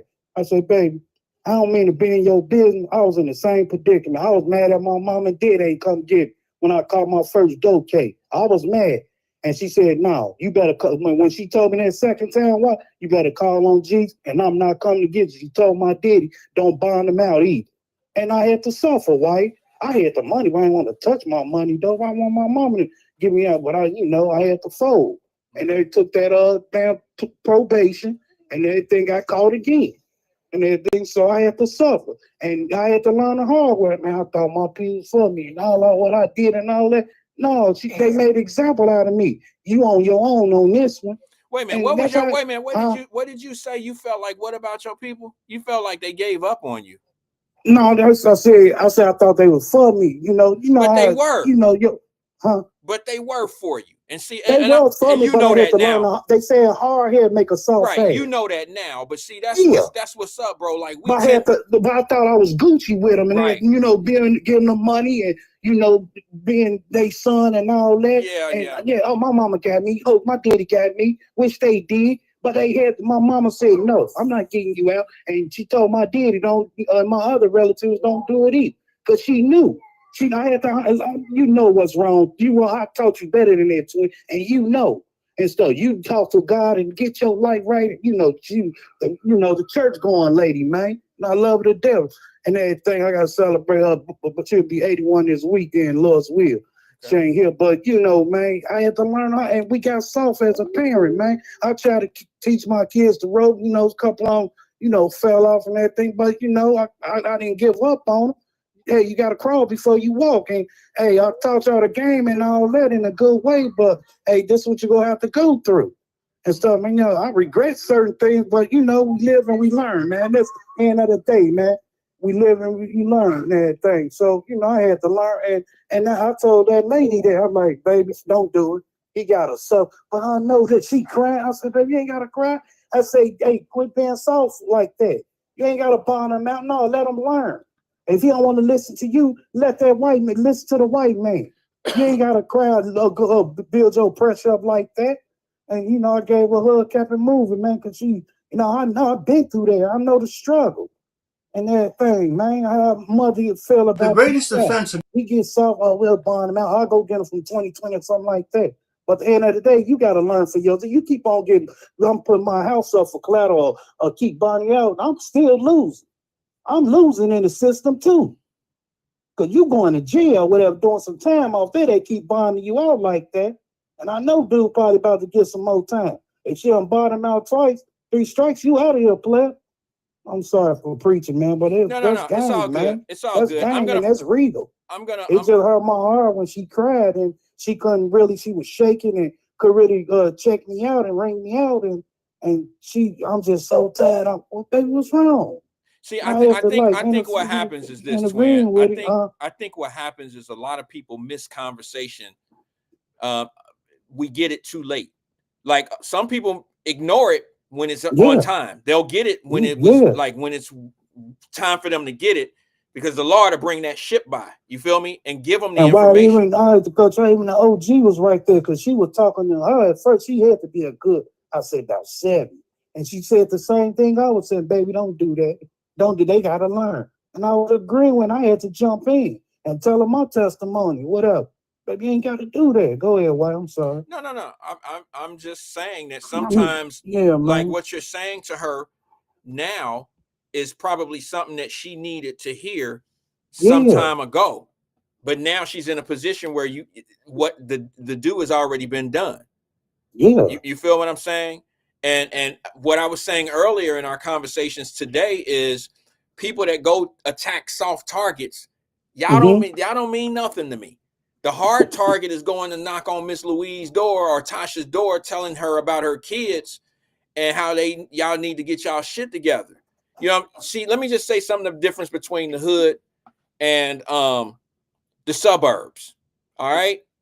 If you live in the suburbs and you don't take care of your yard, you don't take care of your building, or if your kids is running around tearing shit up in the community, the suburbs will go to the HOA. The collective group will go to the HOA. They'll go to the people and get your ass fined, and eventually there'll be some consequences, some civil cases against you, and you'll end up moving. You know what I'm saying? They'll try to kick you out of the neighborhood. We don't tend to get that type of stuff in the hood. We let people, like nobody's really making it a problem for people that got bad kids or certain situations going on. They don't make it an issue, a community issue. They just act like it don't happen. And that's part of the problem that we have. And then when you see people that try to handle it the right way, some folks then named them Karens. Y'all name them Karens, and these are people that care about their area, or that's what it is. It is what it is. But it's just funny how you can see the differences in the outcome. When you put that energy into your community and into your people, they tend to be more accepting of what you're going to say to try to make things better for them. Some people you got in some areas, bro, you try to correct them, or you there to send them that ship and you there to help them and to get better, and they're offended. They're offended. And I don't, we didn't grow up like that, did we, Donna? We weren't ashamed to go knock on the door and get a cup of sugar. We had each other's back. You wasn't ashamed, Mama Birch, to tell my mama, Randy down there acting crazy than motherfucker down on Lynn Street. He down there at Big Louis and they fighting and shit. You better come get him, girl. Y'all wasn't ashamed to do stuff like that. Now, mama's going up to the high schools and the junior highs and all this old shit, fighting security guards, fighting teachers, fighting principals. That says a lot about your child. Now you see that's what it, but for the record, that's only a small percentage of who we are. It don't represent all of us, but it represents enough. Right. It represents enough of us that continues this thing that we got going on. And I'm just going to say this to you, to everybody.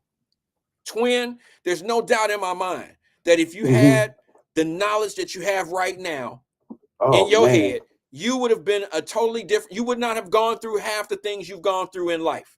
You would not have made the decisions you made. You wouldn't have made half those decisions in your life. It is up to our elders to teach us to do better and act better and do things and make better decisions. That's not your fault as a young man to make the bad decisions. I'm sorry. I know that sounds like I'm blaming the mama and the daddy. I'm saying that our kids are a product of how we teach them how to manage life, manage and make decisions. We are ultimately responsible for how our kids, manage through this world. We teach them we teach them their management skills. Right. All right. So, all right, twin, I got to go, bro. I appreciate you coming in, man. I'm at the top. Very appreciative. All right, bro. Appreciate you, man. Thanks for engaging with us. I've always said, y'all heard me talk about this earlier in the show. It's like, wait a minute, man. This is why I say we don't really have a kid problem. Somebody be thinking I'd be bull crapping on that.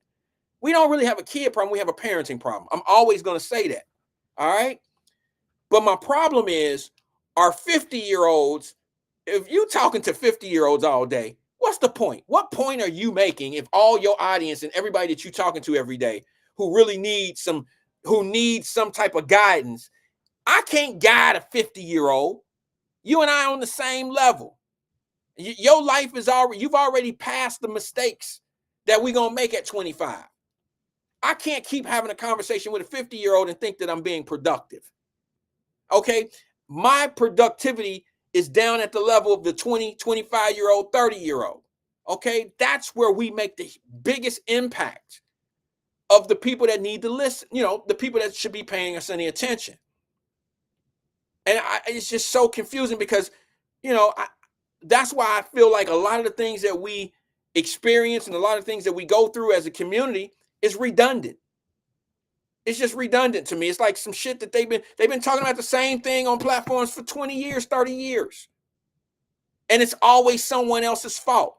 But the common denominator is always about decision making. So if you have a choice, if there's multiple choices, but you keep picking the same box, at a certain point, you got to say to yourself, damn, maybe it's not what we say it is. Maybe it's what we want it to be. You want that type of outcome. Maybe that outcome is easier for you. I would rather run from the police, run the streets of the city, than to stay in school, get good grades. That might be hard for me. It's easier to be out here and be a menace. That might be a little bit easier for me. You see what I'm saying? And we need more mentors. Not y'all fraud motherfuckers that's looking for the next crisis so you can create something. Not y'all, because you don't need programs to change people. People change people. Programs don't do it. Sorry, I know y'all be like, well, yes, they do. Yes, they do. I was part of this No. I told y'all a long time ago when Wyatt Live started, I said, give me 15 little boys from down the way and give me 15 little girls from down the way who want to learn, who want to be something in life, who want to sit in the classroom and not have to sit next to the joker, the clown, this and that. Give me 15 little boys and 15 little girls, and I'll give you 30 productive citizens.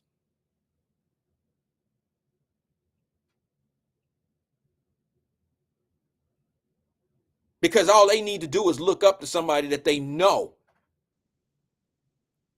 has done things the right way, feel comfortable about how that person did it, is respected. Don't need to be talking about the bag all the time. Don't need to be talking about the latest little sexy red songs and all that old stuff. No. The mind is the most powerful thing. It's the strongest muscle in the body. It's the most abused muscle in the body in the wrong environment. Let me tell you what our elders should be telling us right now. And a lot of people ain't going to like this, but you need to hear it. Y'all need to hear it. It's in the Wyatt Live Messenger group. I thought I'd share it on the show today as well. Check what this old head says. See, somebody this age supposed to be talking to me. Somebody my age supposed to be talking to somebody 30 years younger than him.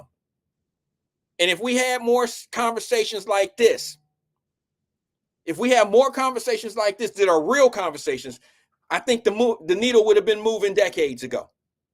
But for some odd reason, we keep facing these same leaders that bring these same chaos agents, bring them same people that want to discredit what you say, want to make sure they conquer your point for whatever bullshit they got on their agenda, whatever it is. You always find one or two. And they keep the gatekeepers warm. The gatekeepers are the ones making the money. The do boys and the do girls work for the gatekeepers, and they get the crumbs and the scratches of whatever they got coming on. Because that's their fun bucks. The fun bucks for them. It's not about the money. It's the fun bucks. It's the clout bucks. It's the I'm part of them circles. I'm part of the elites any kind of way I can get there. This is more what we need to hear. Check it out.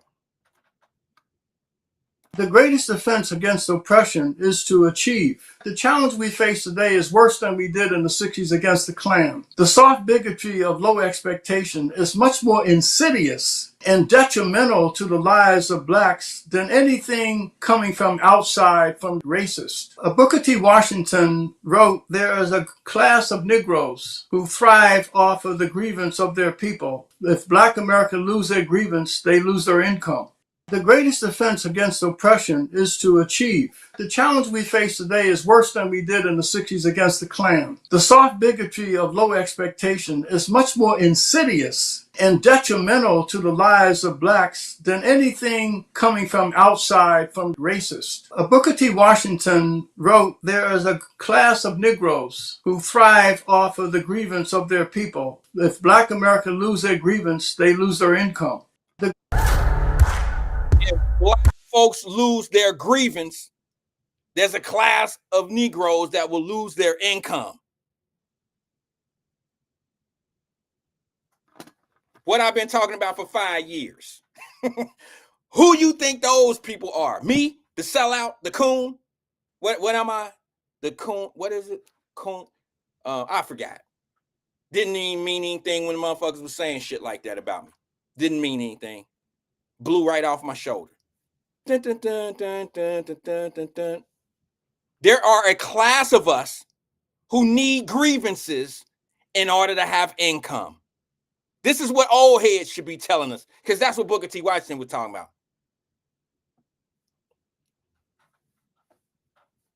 So when I say it, I might not say it quite as elegant as those guys, because I never heard it before, to be honest with you. But y'all know that's what I be saying. That's what a lot of us say. I just never said it that way because I need an 80-year-old to say it to me. I don't need an 80-year-old to tell me how it was in the 20s. I don't need an 80-year-old to tell me how it was in the 40s and how we couldn't do shit and how we need to be reminded. No. I need an 80-year-old to tell me that the best thing to do is to succeed. That's what I need. I don't need an 80-year-old to come tell me how effed up it is out here. We got voting rights. We got a whole lot. What was the other one? What was the other one? We have so much to be successful. There's no more excuse.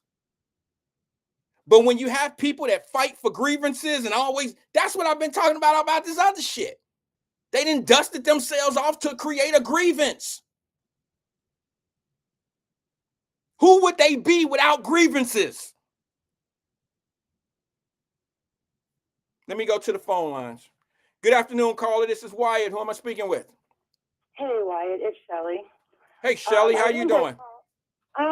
Actually, it's crazy. It's crazy. Life is so crazy. Okay. Hamilton County. I wanted to talk about the feds coming, but before that, the three ship story. Yes. Okay. So I've lived in the same neighborhood for 16 years, right? Okay. I lived in an apartment, and I was buying a house. And of course, there's no help. And I had my rent in escrow because, whatever. Well, I got evicted anyway. And you got what? I'm sorry? I got evicted, right? Got the keys to my house a week later. I took my landlord to court and sued and won. Okay, but I needed help getting all my stuff off the curb. So I go to the gas station that's next to a Catholic boys' school, thinking, right, Catholics. Wait a minute. Shelly, Shelly, can I interrupt you so I can understand what you're saying? Mm-hmm. And I'm not trying to be nasty. I just need to know. I didn't understand what you said. You said, hold on, let me back up. You said that you got evicted and then got your keys from the For landlord. my house. I was in the process of buying my house. Okay, so Right. you were buying a house and you were renting an apartment at the same time. Yeah, because I had a week to get my keys, and I got evicted a week before I got my keys. Okay, I got you. Yeah. So you had a place But to go. Water damage and stuff. My rent was in escrow, so despite it being an escrow, I was still evicted, which that shouldn't have happened. It should not have happened. How did that happen? I don't know, but Nick De Niro did help me out, and let me ask you: when you were putting your money in escrow, were you supplying the court the evidence of the escrow in the eviction court? Did they know anything about that? Yeah, but the way they do it in the Hamilton County courts, which actually will lead to why I talked about the feds. But my point is, so they put all my stuff on the curb, right? They knocked on the door. That's an illegal eviction, Shelly. What? I know you want to tell your story, but I gotta kind of sweep up aisle 7 as we go. You can't be I don't know if I'm questioning what you're saying already, or I'm not trying to do that. I'm saying that if you went into an eviction court and you showed them that your money was in escrow, that means you had an argument of why the landlord was not getting the money. Now they either which is why I won the lawsuit when I sued her. Okay, all right. So you sued for an illegal eviction. Right. Okay. All right. Go ahead. She tried to sue me, and then it didn't work out, so she lost, and whatever. It was okay. It's whatever, right? It's whatever. But I was buying a house, okay? So all my stuff got thrown out in the morning, and I go to the gas station, and guess who helped me? Homeless drug addicts, right? They helped me load up the truck. We gave them a couple bucks, and they're like, "When did you get your keys?" I gave them the date, gave them the time. They showed up, unloaded the truck. We ended up working out. I'd have money, but I would feed them. They'd help me with the grass. And they eventually got their shit together. They weren't all on drugs, right? They all have stories, like the dad died or whatever, divorces, blah, blah, blah. Okay. They were usually in their 20s, right? Okay. The kid, there was no Catholic boy was going to help me. And then, right, so I didn't have money, but I could feed them, whatever. And now, they moved on. Some of them, had health conditions, they couldn't get health care, and they had no access to programs. So, the ship came. They were my ship, right? The greatest. Because I would have lost everything. I would have lost everything I owned if it wasn't for them, right? Okay. Okay, so as far as the children, when I lived in an apartment, they were acting up a fool at the playground. And I went over there. I'm like, you guys aren't going to be allowed here if you keep knocking over the planters and your garbage. And of course, it's always fuck you, Wyatt, blah, blah, blah. Well, a couple of kids were like, okay, miss. And they started making the other kids clean up the playground. Okay. And then years later, I would see them out and about, and they go, "Hey, guess what? I graduated high school. Hey, I got a job at, McDonald's, blah, blah, blah." Okay. And guess what? That was for free. Didn't cost a dime, right? Didn't cost a dime to do that. Okay. And then, one more real quick story. So I'm at Children's, and there's this mom with a 9-month-old baby. And we're talking, and she's like, "I can't get a job because I don't have daycare, but I can't get daycare because I don't have a job." I go, "Girl, I understand." I said, "Here's my number. If you want me to babysit, I'll babysit." It's been 10 years. 10 years that boy's been in my life, right? Mm-hmm. I'm poor. I got my kid's special needs, and I took that baby on because guess what? All these programs, she couldn't access it. Okay, so does that make sense though? I mean, do you see where Are you saying that the people who should be qualifying for these programs don't actually qualify? They qualify, but you can't access them. So we're paying people to provide programs and services that are not being rendered. Okay, so if I can help these people, okay, let's say I spent, I don't know, probably $5,000 over 10 years to help this single mom out who actually, she went out, she owed around. I mean, she had a couple other kids, but she's a good mom, right? She's got her own apartment now. She was 20 when I met her. It cost me a couple of thousand, right? But if she were to go through a program, it probably would have cost $1 million. You see what I'm saying? Mm-hmm. I mean, is that along the lines of what you were talking about? Not really. You brought a different perspective. No, I'm not mad at it. You brought a different perspective of what I'm talking about. But yeah, I'll be honest with you. I think there are a lot of programs out there that are not used And it's not really the person who starts the program's fault that they're not utilized properly. You gotta have people they have to be educated that there's help out there. But there is so much, and I don't want to get into this type of conversation, Shelly, because I'm not qualified to talk about No, mental. I'm not trying to go into weeds with that either. No. I didn't get it out. I was saying I'm not qualified to talk about mental health. But I do know that a lot of homeless people that live on the street, there's places for them to go, but their mental health doesn't allow the help that they need to really kick in. You see what I'm saying? So yeah, that's a whole nother population, right? Because like a lot of these people that are on the street are patients. When you see them in wheelchairs and you see them limping, they're patients. Okay, like back in the day, we didn't turn away addicts in the hospital. Or if you were an alcoholic and you came into the hospital, you got an alcohol drip, right? We didn't let people go into withdrawals and stuff. And now we turn them away, and those are patients that you're talking about. Okay. Well, I mean, there's some people that should be patients, but they're out on the street and they're not utilizing some of the resources that are available for them because they really don't know that they should be a patient. And and what do you do with people? No, because it's corrupt. That's why I was going to talk about the feds. Okay, let's get to the Fed part. I might be able to catch up with you on that. I'm not too keen on what you're talking about. I know it exists, but I don't know enough about it. But go ahead. Well, a lot of people don't. That's why people are like, oh, you don't want programs for people. We're paying these people to provide services, and they get paid either way. Okay, so the Fed's coming. The Feds are not coming for us, right? Because we have so much fraud and corruption in Hamilton County and Cincinnati with the courts. The courts have basically turned over, they're ran by nonprofits, okay? And they have a girls' court, they have a elderly court, they have a drug court, they have a juvenile court, all these different courts. Okay, that's insane. Okay. So the feds are going to come here because why do you say that's insane? Because they're fleecing us for millions and millions and millions of dollars. Well, is it so you don't think those courts are necessary? I think they're corrupt. Well, that's two different things, and two things can be true at the same time. They can be necessary and they can be corrupt. So, do you not think that they're necessary? Well, I think they're right now. I think they're corrupt. I think courts are necessary. Do you think that's the foundation of of America? I got you. You think that they're corrupt. However, do you think that they're necessary? I do not think all the different courts are necessary because in that way there's really no eyes on it.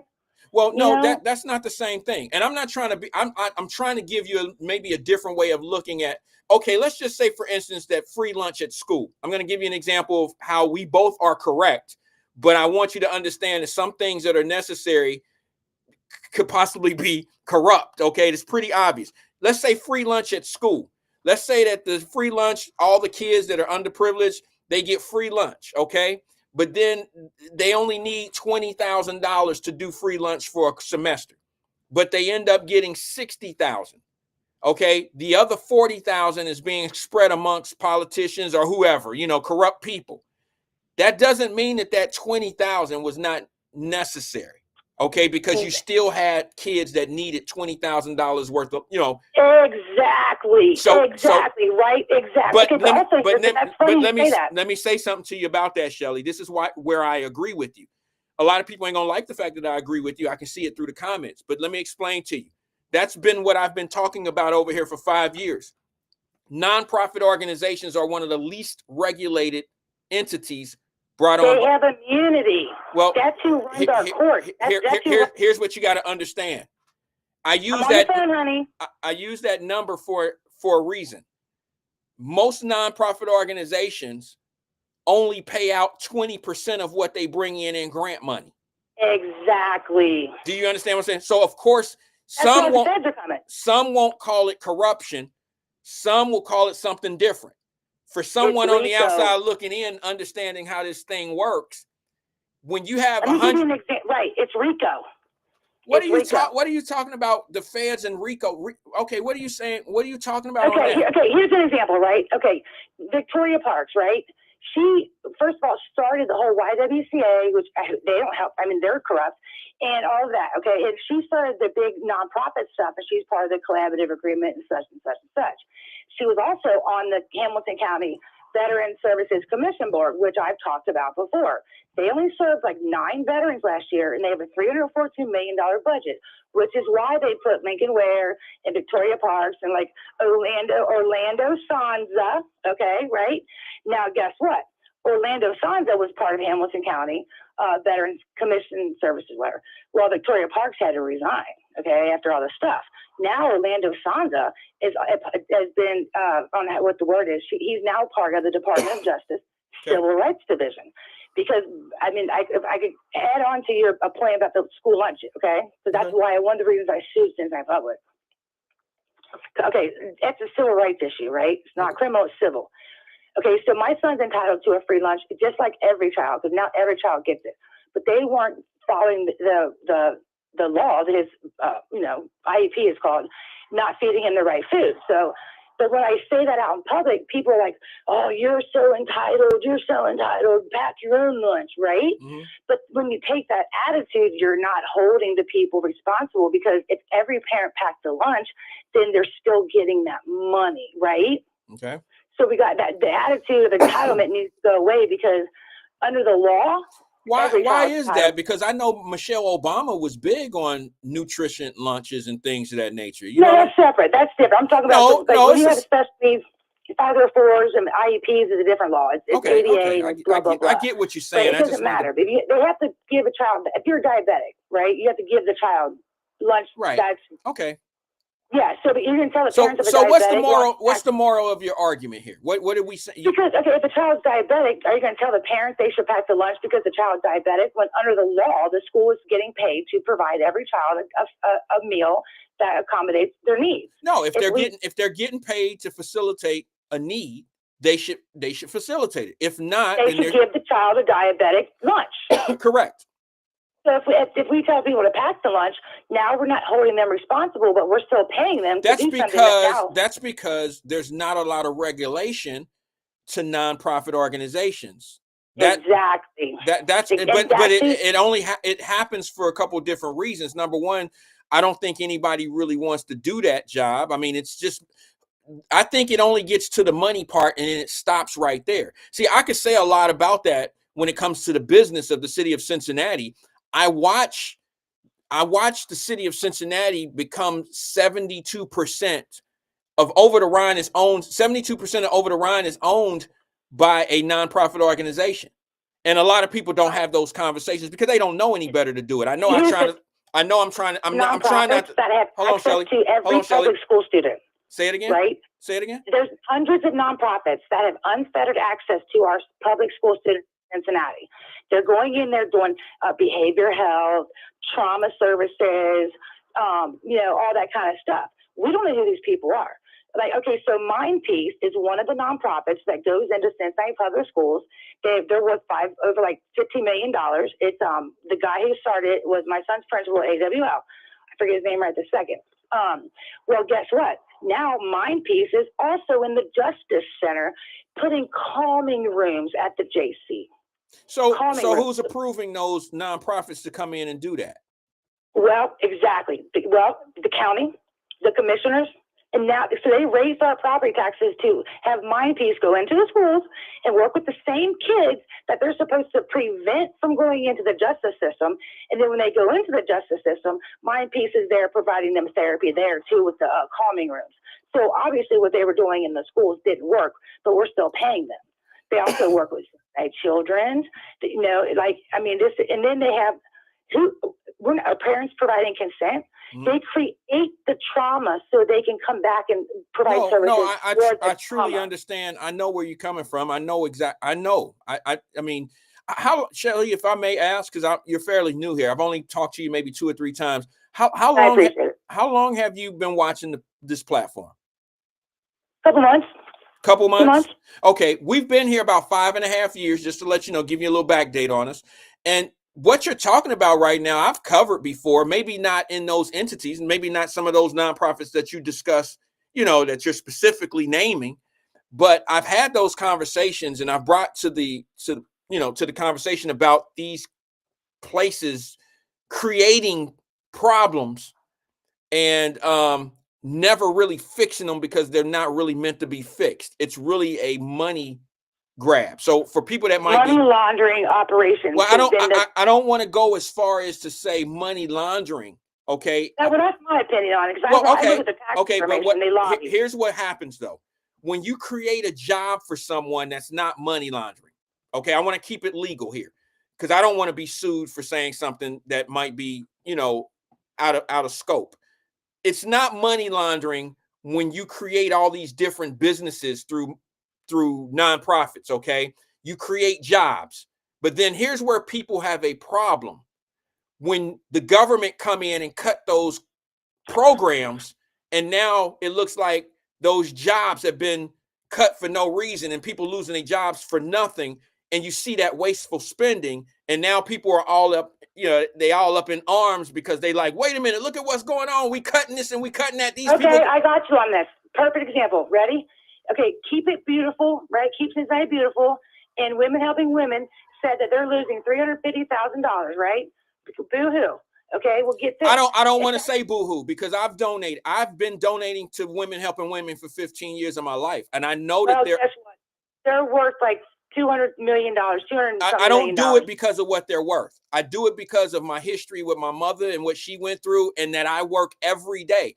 Listen, okay, but get this. No, wait, I need you to get this. I need you to get this. I need you to get this. I don't care what they're worth. I've made my donation because I see the volunteers that come in, and I've sat next to those ladies day in and day out in the courtroom, and I've watched them operate and try to help. They're not going to always be able to help, but they're one organization that I can say put their foot forward, and they do go after they do work to try to help those young ladies that are going through those abusive situations. Yeah, and that's good if they really do, but we don't know. I mean, I get it if they do, right? But here's the thing. I listen to the scanner often, and there's domestic violence every single night, and they never call these crisis lines. Never. It's the police that are responding. I mean, I'm surprised. There really is a lot. But Women Helping Women can't do any. If you have a domestic dispute, they have a 24-hour hotline. I know, but that's not for what you think. Trust me. They have a 24-hour crisis response. Okay, but that's after the fact. You call the police first if you're going through a domestic violence situation. Okay, the domestic violence hotline is supposed to call the crisis people. No, you call the crisis people when you're ready to get out of that situation.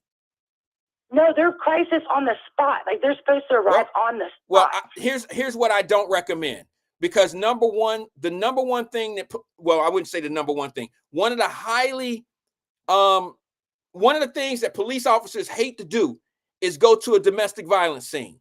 That's usually when somebody's getting hurt, and the police officers walk into real bad situations, and that means they're in danger as well. So what I wouldn't recommend is calling Women Helping Women when you're going through a domestic violence I agree. dispute. I don't think it's appropriate. Okay, so that's probably why it's not effective, because if I'm a woman or if a man is being domestically abused, I'm not going to call Women Helping Women because I know they're not coming to help me. Right. I don't need to be counseled on the spot. I need the cop to exactly keep you safe. Yeah. And I don't need you. Are you safe? Well, obviously not. Right. So we could cut the money for that. But guess what Keep It Beautiful did this weekend? What's that? They helped international students, giving them furniture and housing products like coffee makers and chairs and tables and beds. They gave that to who? The international students. Okay. 1,200 international students. Okay. Okay. Well, Keep It Beautiful. I mean, they're helping international students, but they don't really promote that, right? They act like they're about us. And now Keep It Beautiful goes into the schools to teach behavior. I can read you what their mission says, what it's on there. Like they spend like $5 million to go into the schools to tell the kids not to litter. Okay. So the nutshell. Hold on. Let me just do this. The nutshell of it all is, and I've been bad. I've been horrible on. I haven't been horrible or bad. I've been telling the truth about nonprofit organizations. Shelly, it sounds to me that you have some of the same issues that I have with nonprofit organizations. You just dive a little deeper into specific. Oh, I go way deep. Right, and I don't tend to do that. When they help like this many, they claim to help 98,000 kids. And another one will say, we help 12,000 kids. Right. If you add up all the nonprofits, I have spreadsheets. Right. And all the kids they claim to help, there's not even that many kids in the county. Right, I understand. I think what happens is you probably need to talk to your legislators, because they don't get that money just because. They have to get a grant for that money to be functional. You know what I mean? Those grants are matching grants, which are property taxes match, and that's why they doubled our property taxes to match the social services program. Okay, I understand that. Okay, but you still have to take that. That's legislative to me. You still have to look at the people that are approving this money. I mean, that's the county commissioners that we elect, but Jeff Aludo is appointed. He's the county administrator, and he's really like the top dog of the corruption with the county commissioners, with the Bengals and the courthouse and Hillcrest and the nonprofits and JFS and blah, blah, blah. Okay, get this. So they just approved, the county commissioners approved to give Cincinnati Children's College Hill $1.62 million to house foster kids at the psych center. And they only have 4 kids there, right? Mm-hmm. Those kids have Medicaid. So why are our property taxes going to children's through the commissioners when the kids that are there have Medicaid, Ohio Rise, the Healthline, waivers? We don't need our property taxes to go there. Right. You know right? But they approve that all the time with no questions asked. But when Norwood needs $2 million to stop the flooding, they hee-haw around and want to make sure they hire a black construction company, and right, for 2 years. But they'll get right one day they poop. They're giving children's $1.60 million. Okay, and like the lighthouse, they're like the kid. There's like 14 missing girls from the lighthouse right now, and FTAB is like, these kids are running away from horrible situations. Yeah, because they're wards. Now you're gonna pick them up for curfew and put them right back into the lighthouse. Ran away from them, you know. Let me ask you something, Shelley. If you were queen for the day, what would you do to fix it? Give me that in 30 seconds. Give me that in 30 seconds. I would name names. I would put the stats out there. I would post the revised codes. I would just blast it, right? I would be like, okay, so where's the proof, right? So now let me ask you. Let me ask you. So basically, all you would need to do, instead of doing all of that, I can make a suggestion. Wouldn't you want to just end some of those programs that are wasteful? Yes, okay. Yes, and give everyone back in Hamilton County the reparations. I want everyone in Hamilton County to get reparations from the money they're stealing from us. Because here's what they do: the money that doesn't get used for like veteran services and stuff, and like VDS, goes into the general fund, and then from the general fund it goes into the nonprofits, the Bengals. You know, it goes, well, we don't know. Here, let me say something to you. And I hope that people understand what I'm saying. I'm not disagreeing with you, to be honest with you, Shelley. I've always known where the corruption lies the most, and it's in the nonprofit organization. And it's structured to be regulated at the pace that it's being regulated. It creates jobs. It creates a lot of rich people off the backs of other people. I understand all of that. At our expense, at our children's expense. Well, but here's what I want to tell you. Here's what I'd like to say about that. This is what you call democracy. This is what you call there's 2 different worlds in America. Okay, when you live in a democracy, you have a capitalistic world, and then you have the world that you're discussing. Okay. That's the deep state. Nonprofits are the deep state. Right. The courts that they operate through. That's what I'm trying to tell you, and that's what a lot of people don't understand. I call it Ralph Winkler. You get this. Ralph Winkler has rubber stamped 4,000 requests of nonprofits wanting to take guardianship of elderly, children, disabled. There are 4,000 requests right now from nonprofits because they make themselves pay, and then now. Put that in with all the people they already have guardianship of. Well, let me just say this to you. Let me say this to you. If I was someone that was starting a business and I wanted to be legitimate, I wouldn't go that route myself. I wouldn't go that route. I would probably go in and maybe get me a business, a business writer, a small business writer for a small business loan or something like that. A lot of people don't study life like that. Okay. Some people say, okay, I'm going to get me a daycare center, and I know there's a need for the daycare center over in that particular part of town. And I'm going to turn hold on, Shelley, you keep cutting me off. Daycare, Shelley, Medicaid, and double dip on every child. All right, Shelley, it's all you. It's all you, babe. What else you got? Okay, so if I was queen for a day, you know what I would do? I would end immunity for social workers, because that's what these nonprofits use to like run, because they have immunity. And I would not let the AG and the prosecutors protect the agencies and the commissioners and all that, because they are above the law. And I would just do that. So and that's kind of what I'm doing now. But you know what I was thinking about doing? You really want to know? Sure. I want your opinion. Because I know that you can only say certain things, but I'm not filtered. I'm not, nobody's going to gag me. You know what I'm saying? I'm not filtered either. So there's this guy in Ohio, and he's like, nobody's challenged. Nobody's challenging these people running for like Senate and stuff like that. And he's like, we just need people interested. We will get the signatures. We will help you with the campaign. If you want us to help you fundraise, we will do it. We just need people willing to do it. And I was thinking I should do that. Run for Senate? Well, yeah, like challenge, like doing like our local representatives, like, you know, Bernie Moreno and like how J.D. Vance was, do that, because we have so many people and they're never challenged. So they just stay around and stay around and stay around. Okay. And I'm registered as an independent, because that's what I think we need to do. We need to get the boomers out.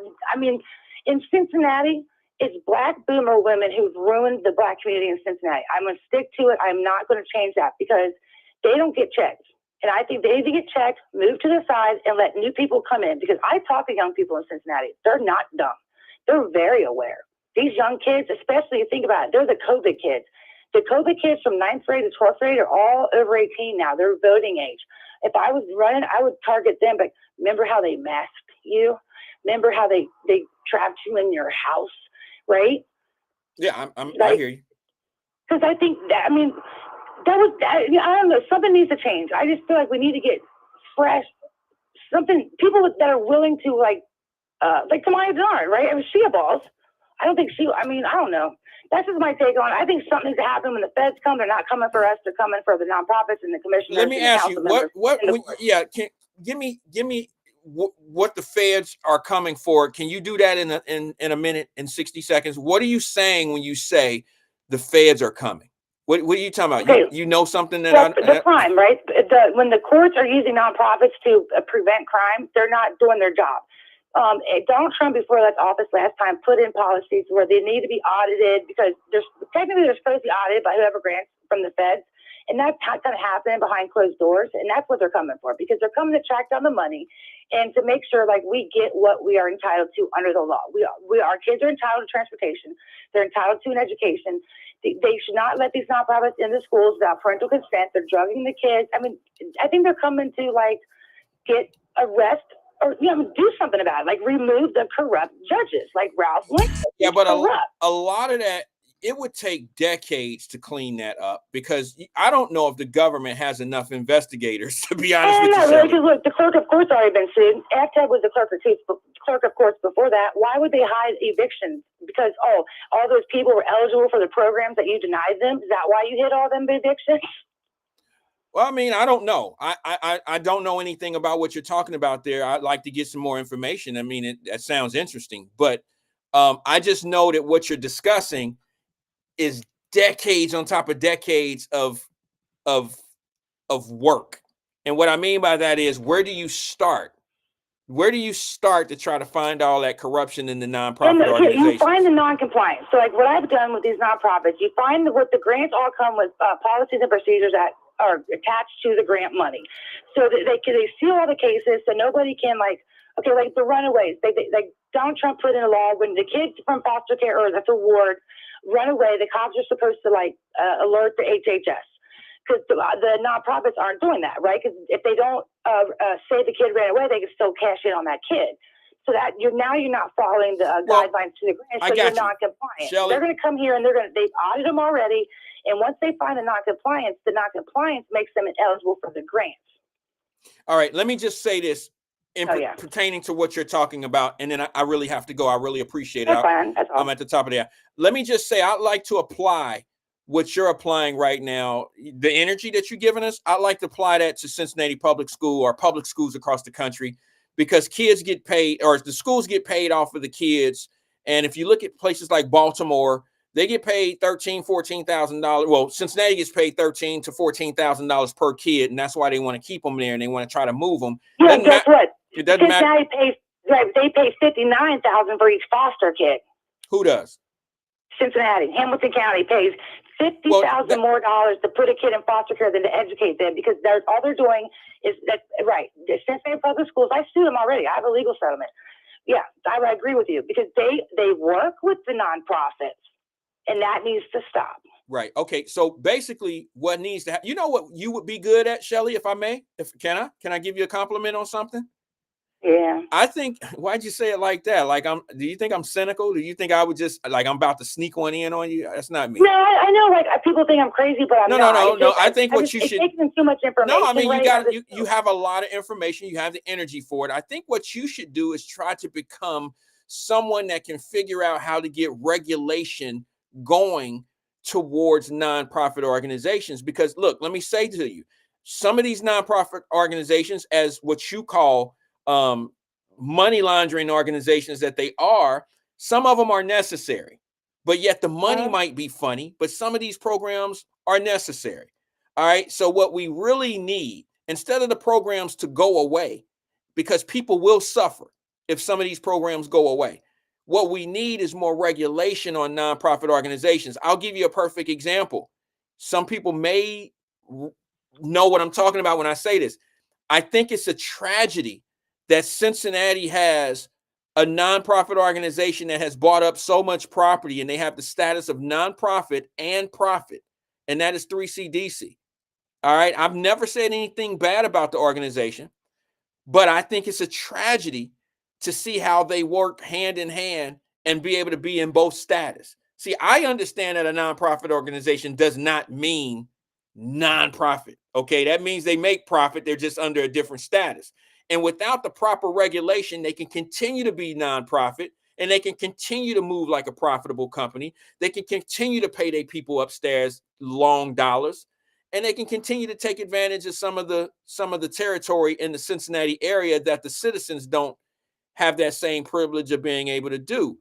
So I think it's a tragedy that those things happen, but it is, I mean, it's kind of like theft in broad daylight, but nobody challenges it because there's nobody to go to that you can fix it. There's no regulation.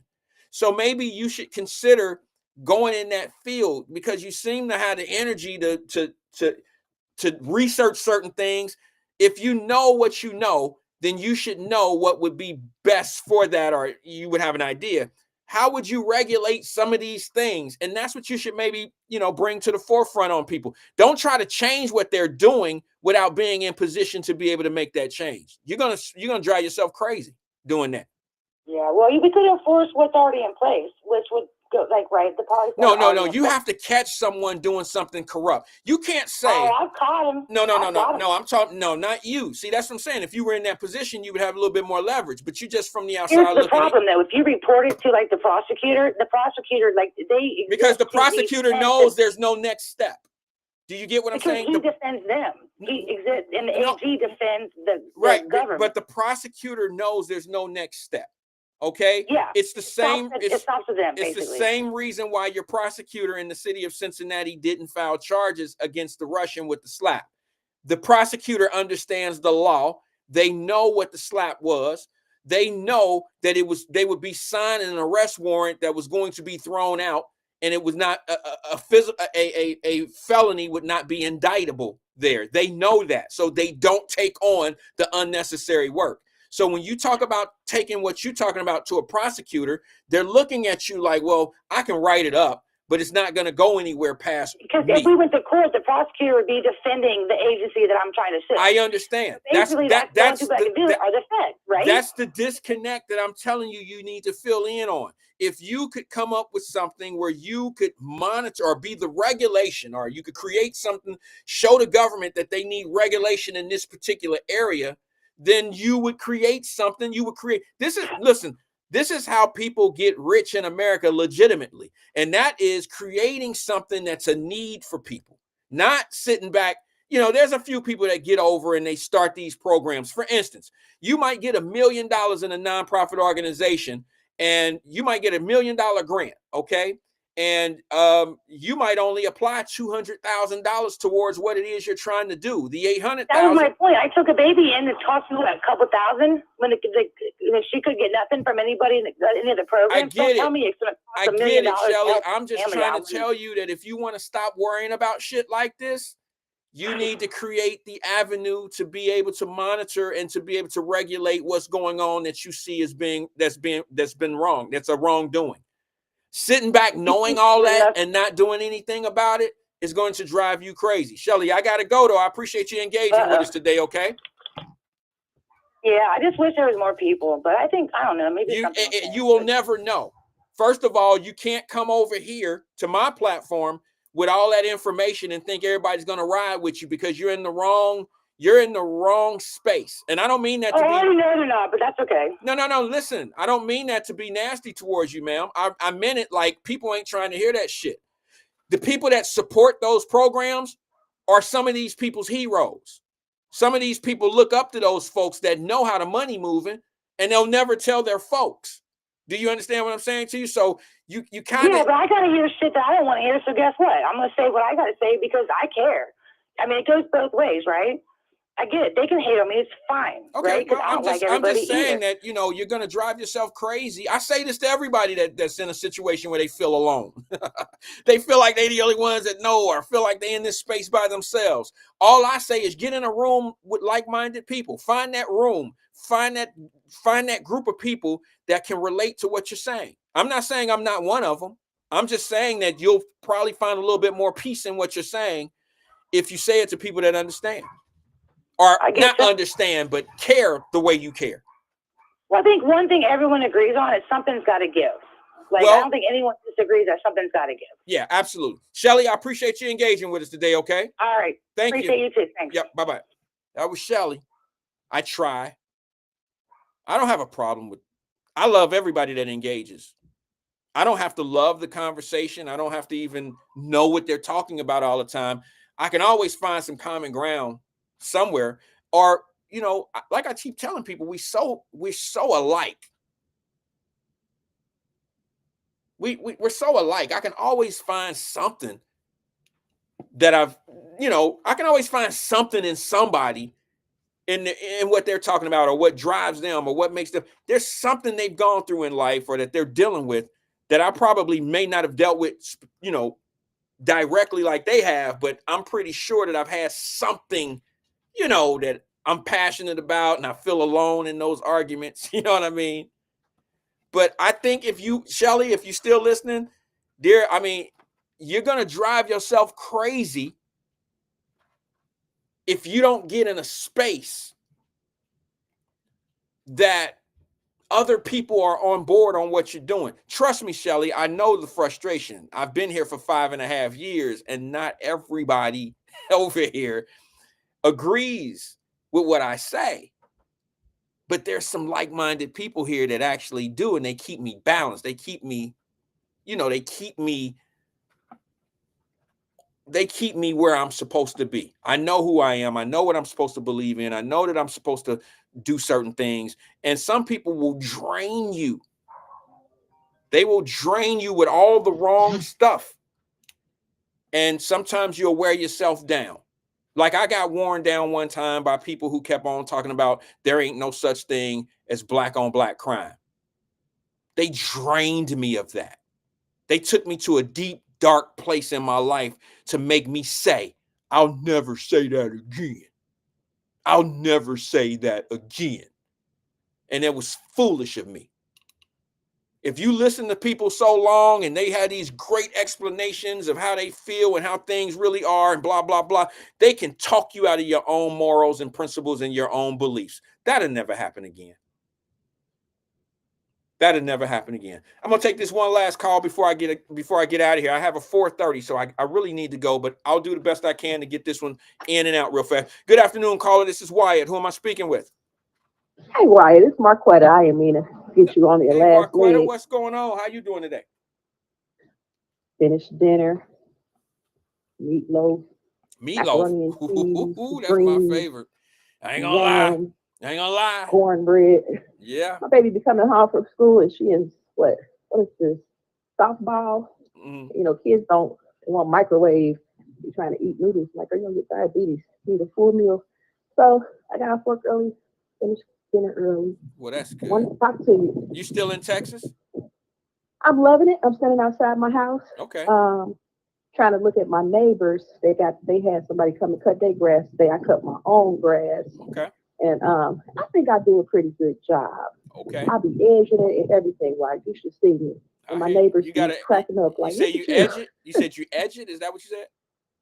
Yeah. Okay. The homeowner association will ticket you. Oh, for sure. For sure. For sure. They don't play that. So a couple of things I wanted to talk to you about. What's but you on don't your have mind? a lot of time, so I'm gonna try to be quick. Okay. President Trump announced today his AI initiative. So they finally made it public. Go to www.ai.gov and read the plan for artificial intelligence for America. It was Marjorie Taylor Greene, when they signed the big beautiful bill, who said, wait a minute, I reject this part. And it was about AI. Basically, he's saying for 10 years, we're going to let AI just run unfettered. We're going to let AI do whatever it can, whatever it will, and we're not going to regulate it. We're not going to, come in and try to regulate it each and every, So when you go to AI.gov, it kind of breaks down the aspirations of the government and artificial intelligence. And with that being said, one of my biggest issues during the election was, one of my biggest issues during the election was immigration. I don't know if y'all been watching it, but the CDL drivers, when we talk about economic opportunities, I always try to talk about box trucks and CDL drivers. Black men are capable of getting in there, even with felonies, right? They can still be their own independent operators of these type of vehicles. But it's been CDL drivers from India who have not been vetted. And down in Florida, I don't know if you've seen that or not. He did a U-turn in the middle of the expressway. I seen it. He didn't even speak English. I seen it. I mean, why isn't everybody shouting and screaming? Because it was Donald Trump who said we need to have CDL drivers vetted. You can't be a CDL driver if you can't read English, if you don't understand.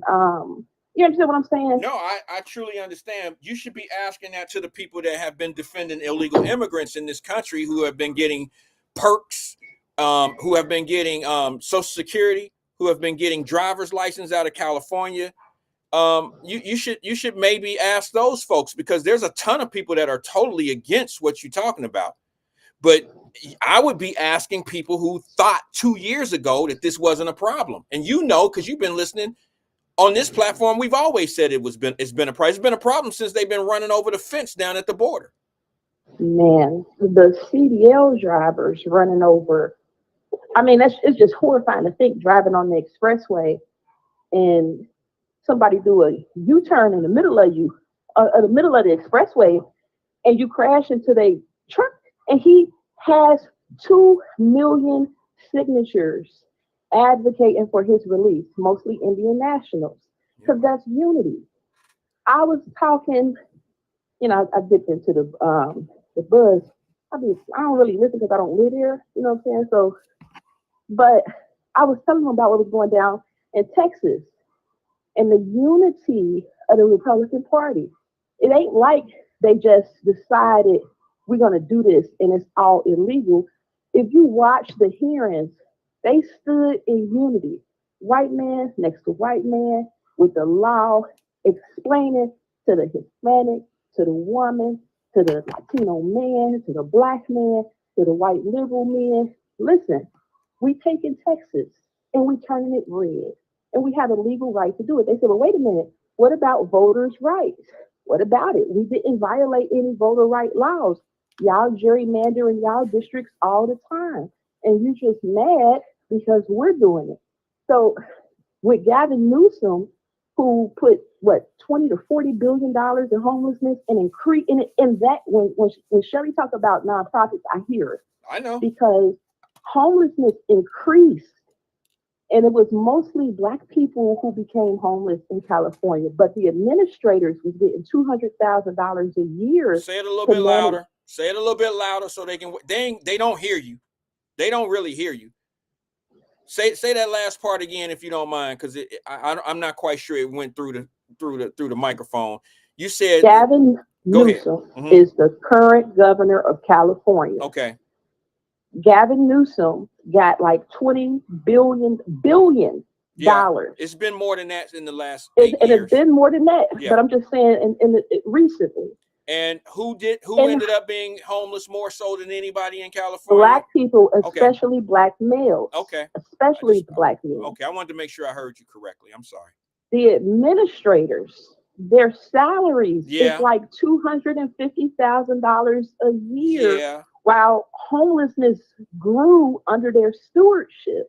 And so that's why I don't, when I talk to us, I love that you play Dr. Frazier, Dr. George C. Frazier, because he tells us as a group, economically, you can't have no political power if you don't have no group economic power. Right. And you can fight and call each other names, all about white politics all day long. But if you don't have no money backing your vote, backing your community, you just talking. That's why when I talk, you're part of the board. You're part of one of the moving pieces on the board. You're not the strategy.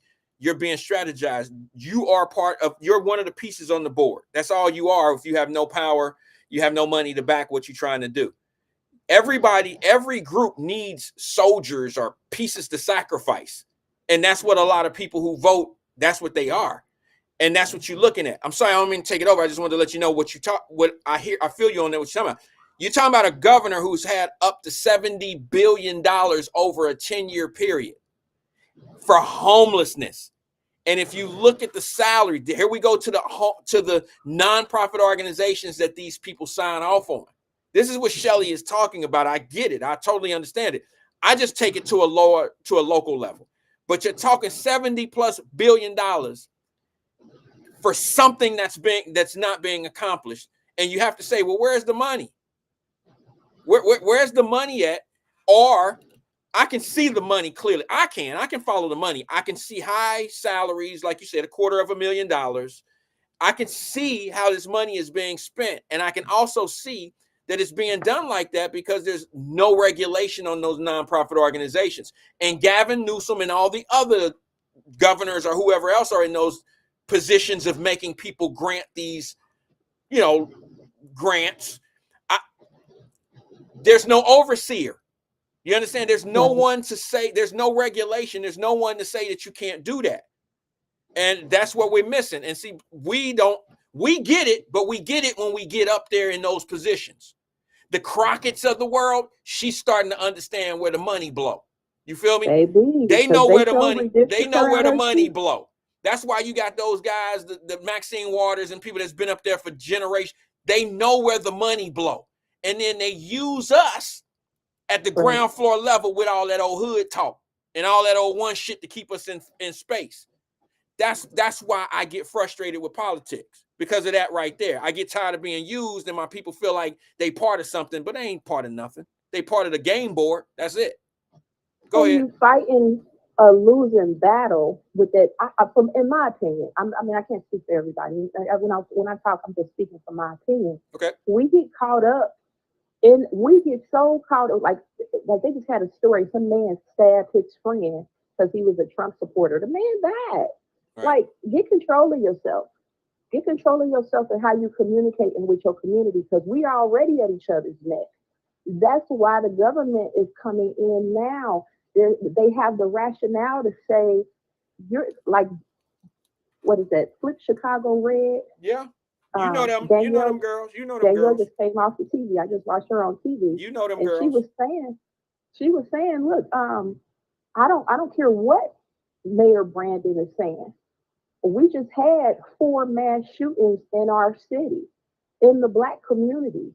So that gives the government rationale to say, you guys need national guard.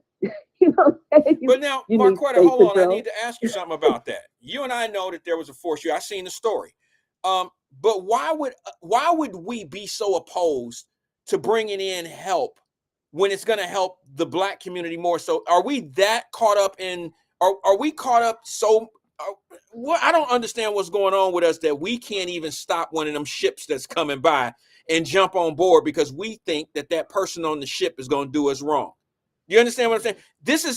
The National Guard is going to help us more than it'll help anybody else when it come down to crime. It's going to stop grandma. It's going to stop, her getting robbed. It's going to stop the shootings. It's going to stop a lot of the things that's hurting the community more than anything in those communities.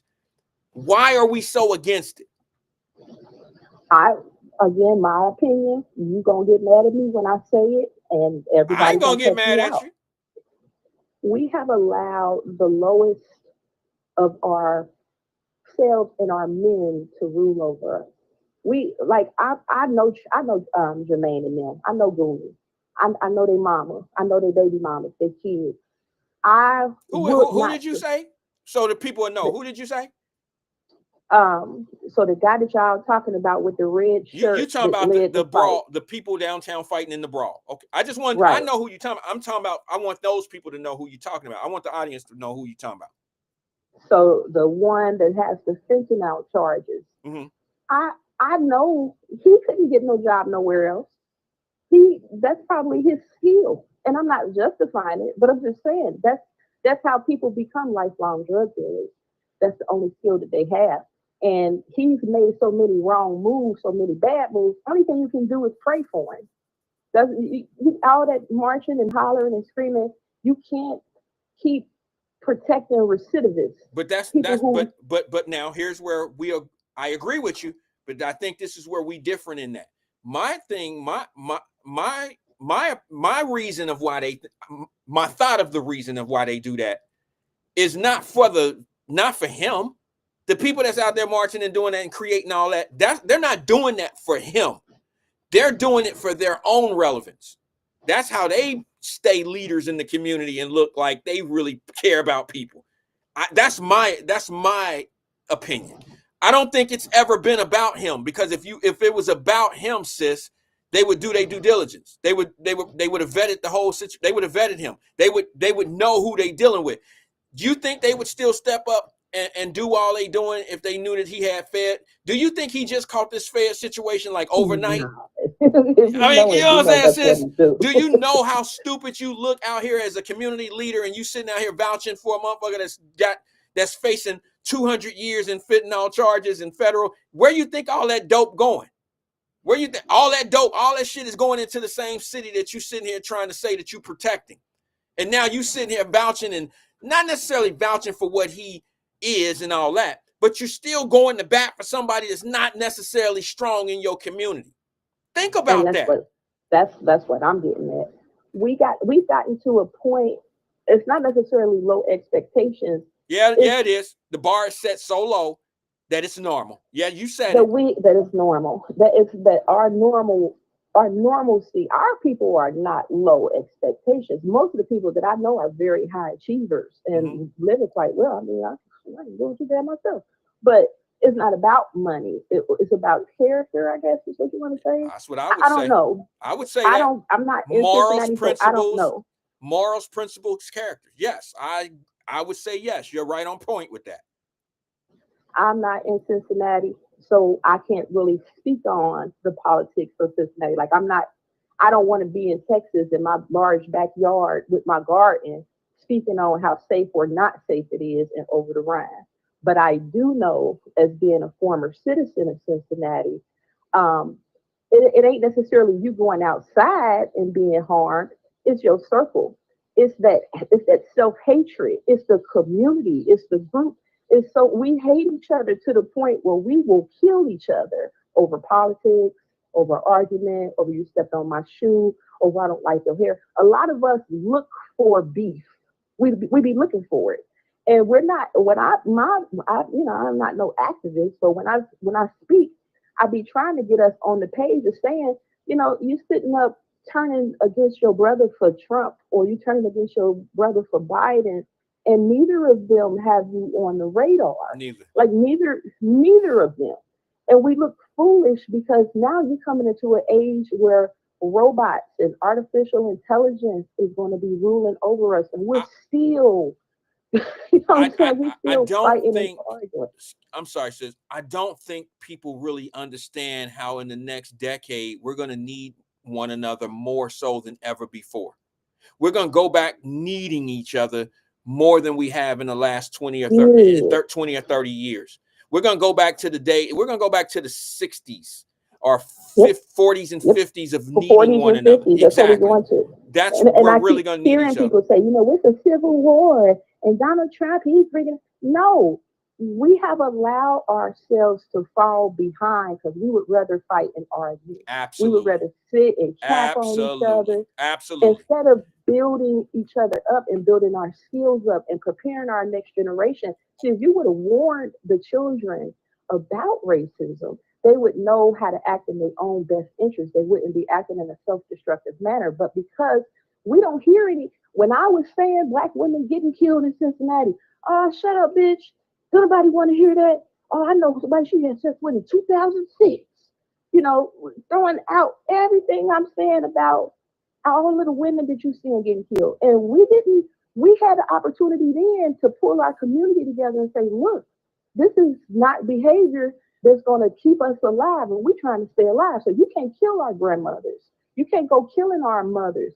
Woman in Louisville had 10 kids, 34, shot at the bus stop. Another woman, not too far from Cincinnati, she was like 29. She had 9 children, murdered. What? And it's almost a certainty that they're murdered by somebody in their own community. Well, but sis, you have to understand that real leaderships would address that, don't you think? Instead, they want to address injustice in the court systems that we bring on ourselves. I mean, I have to say it. I feel like you'll understand where I'm coming from because you know some of this that goes on. It's just wasteful. I mean, to me, I pay attention to the leadership. We can all sit back here and say what we say and do what we do.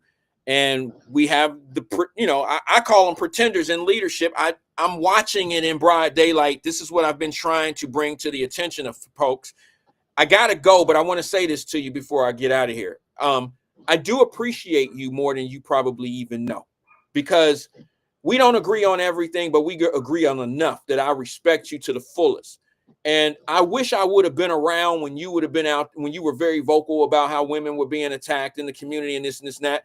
I would have agreed with you. And I also would have probably been holding the leadership accountable, because it shouldn't take citizens to say the things that you say when you have elected officials that ran on those words and then they never mention it again.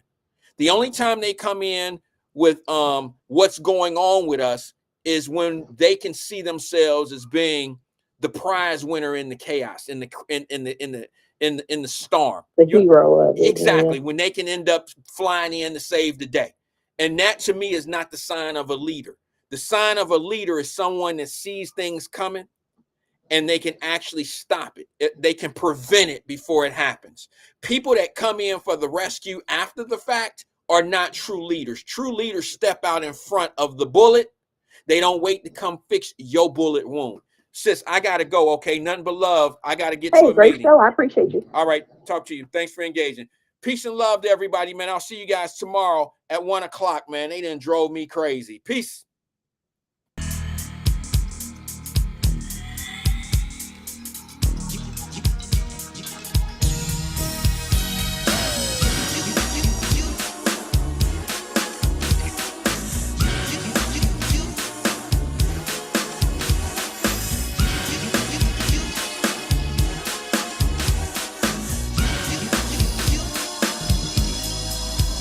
I've seen times when I used to